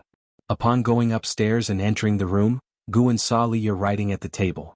Li Ye was already at the 9th layer of the core formation realm, but his lifespan had not increased, still at 1,550 years.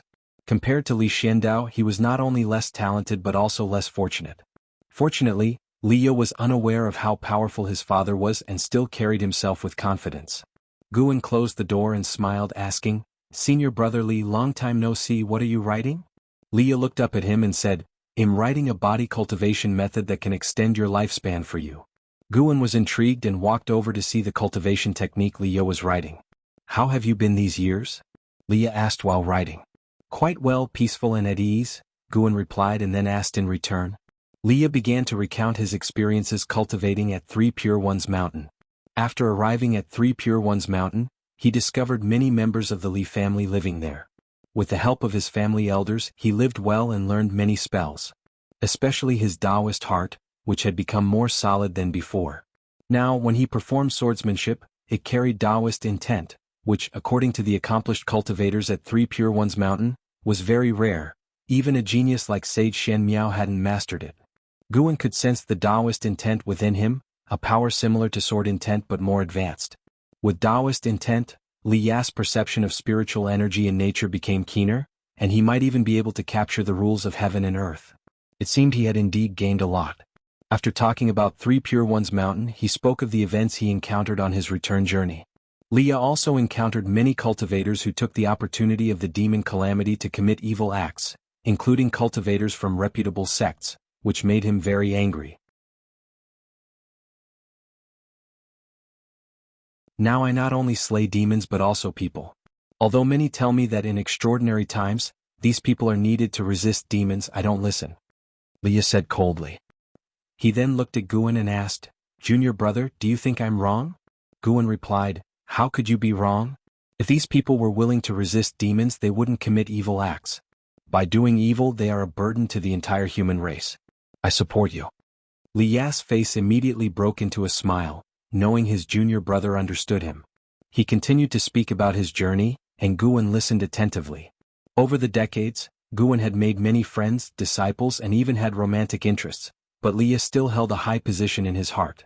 They had both entered the Supreme Sect together, and before reaching the Foundation Establishment realm, Li Ya had taken care of him. This kindness he would naturally remember. Once Li Ya finished writing, he had also concluded his story. Li Ya put down his brush and looked at Guan, smiling, Junior brother, I have come specifically to visit you. Tomorrow I must descend the mountain again. The world is in chaos. Senior brother can go and do what you must. I don't have your strength and can only plant herbs in Medicine Valley. I will pray for you, wishing you safety, Guan said with a smile as well. Li Ya laughed, with you praying for me, I will certainly be safe. He then asked, by the way, do you still have contact with my emperor father? This matter had been hidden for decades, and Guan felt it was time to speak out, so he told him about Tianya Valley. I used to disdain him, but now his deeds have made me look at him with new eyes. Follow him well. If he dares to scheme against you, I will not spare him, Li Ya said with emotion. After the demon calamity, the three dynasties had ceased fighting, united against the demons. Li Xiandao even personally led troops to expedition against the Demon King, his fame growing larger, acknowledged more highly in the immortal cultivation world than even the emperors of Tianwei and Great Jiang. Oh yes, a wise man at Three Pure Ones Mountain divined that our Li family has a person destined for great things. That should be me. I might become an immortal in the future. See, isn't your senior brother impressive? Li Ya said proudly. Only in front of Guan could he reveal his true feelings. Guan curiously asked, what are the characteristics of a person destined for great things? Is it top talent or unrivaled fortune? Li Ya raised an eyebrow. Whether in terms of talent or fortune, I am the strongest among the direct bloodline of the Li family. How do you see it? I should be the person destined for great things. Or do you think there is someone else? You don't possibly like my sister, do you? How could that be? I haven't seen your sister for years. By the way, is senior sister Li well? Of course she's well, but wait, you just said you don't like my sister? Li Ya's eyes widened, and he began to bicker with Guan's senior sister Li was Li Xuanyu. Guan had once helped her manage her cave, and she had introduced him to other businesses. They had a good relationship, but in recent years, Li Xuanyu had been in seclusion in the inner sect, and the two had only met a few times, exchanging brief greetings before parting. Thus, it continued until the next morning when Li Ya finally departed. Guan stood at the windowsill watching him leave. A person destined for great things. Senior brother, in any way I see it, your father seems more like the person destined for great things. In the cave, Zhang Buku sat on the ground shirtless in meditation. The blood spots on his body had disappeared, and his skin had become even fairer. There were 3 black scales on each side of his neck, and eerie phantasms emerged around him, like the lingering souls of demons. He slowly opened his eyes and stood up, his joints cracking like thunder. Feeling his newfound strength, a look of excitement appeared on his face. Not only had his cultivation level advanced greatly, but his chi blood had also undergone a complete transformation. The feeling was truly wonderful. He began to stretch his bones. After a while, he seemed to notice something and walked to the rock wall, examining it closely. Heaven-cutting divine axe, Zhang Buku muttered. Having been on the run for years, he was unaware of major events in the immortal cultivation world and had not heard of the heaven-cutting axe, but he could tell that a mighty technique was inscribed on the rock wall. After finishing reading, he discovered it only contained the general outline of the heaven-cutting divine axe and not the specific mental method, which disappointed him. Just from its description he could tell the heaven-cutting divine axe was formidable. If he could master it, he would be invincible. He suddenly sensed something and used his divine sense to inspect the rock wall. Bang! A vast amount of memory surged into his mind, causing him to become dazed. After some time, his eyes cleared and a look of ecstasy appeared on his face. He had unexpectedly inherited the complete heaven-cutting divine axe. Recalling those grandiose moves, his heart burned with eagerness. He was impatient to start practicing the heaven-cutting divine axe, but he had no axe in hand. He glanced around and noticed a stone axe wedged in a crack in the rock, making him delighted. He pulled out the stone axe and swung it a few times, feeling it was too light. Nonetheless, he at least had an axe to practice the moves. He stepped back a few paces and then knelt, facing the rock wall. "Senior, though I do not know your identity or whether you are still alive, what I have gained today is entirely due to your grace. From now on you will be my master. I will never forget your kindness." Afterward, he began kowtowing heavily, his forehead bleeding profusely. "You're tuning in to the Han Lee's Wuxia Chronicles YouTube channel. We're so grateful for your support, and don't forget to subscribe to join us on this incredible journey through captivating stories. Your generosity through donations truly makes a world of difference, as it's the primary source of revenue that allows me to expand and enhance this channel for you. Thank you from the bottom of my heart for being a part of this adventure.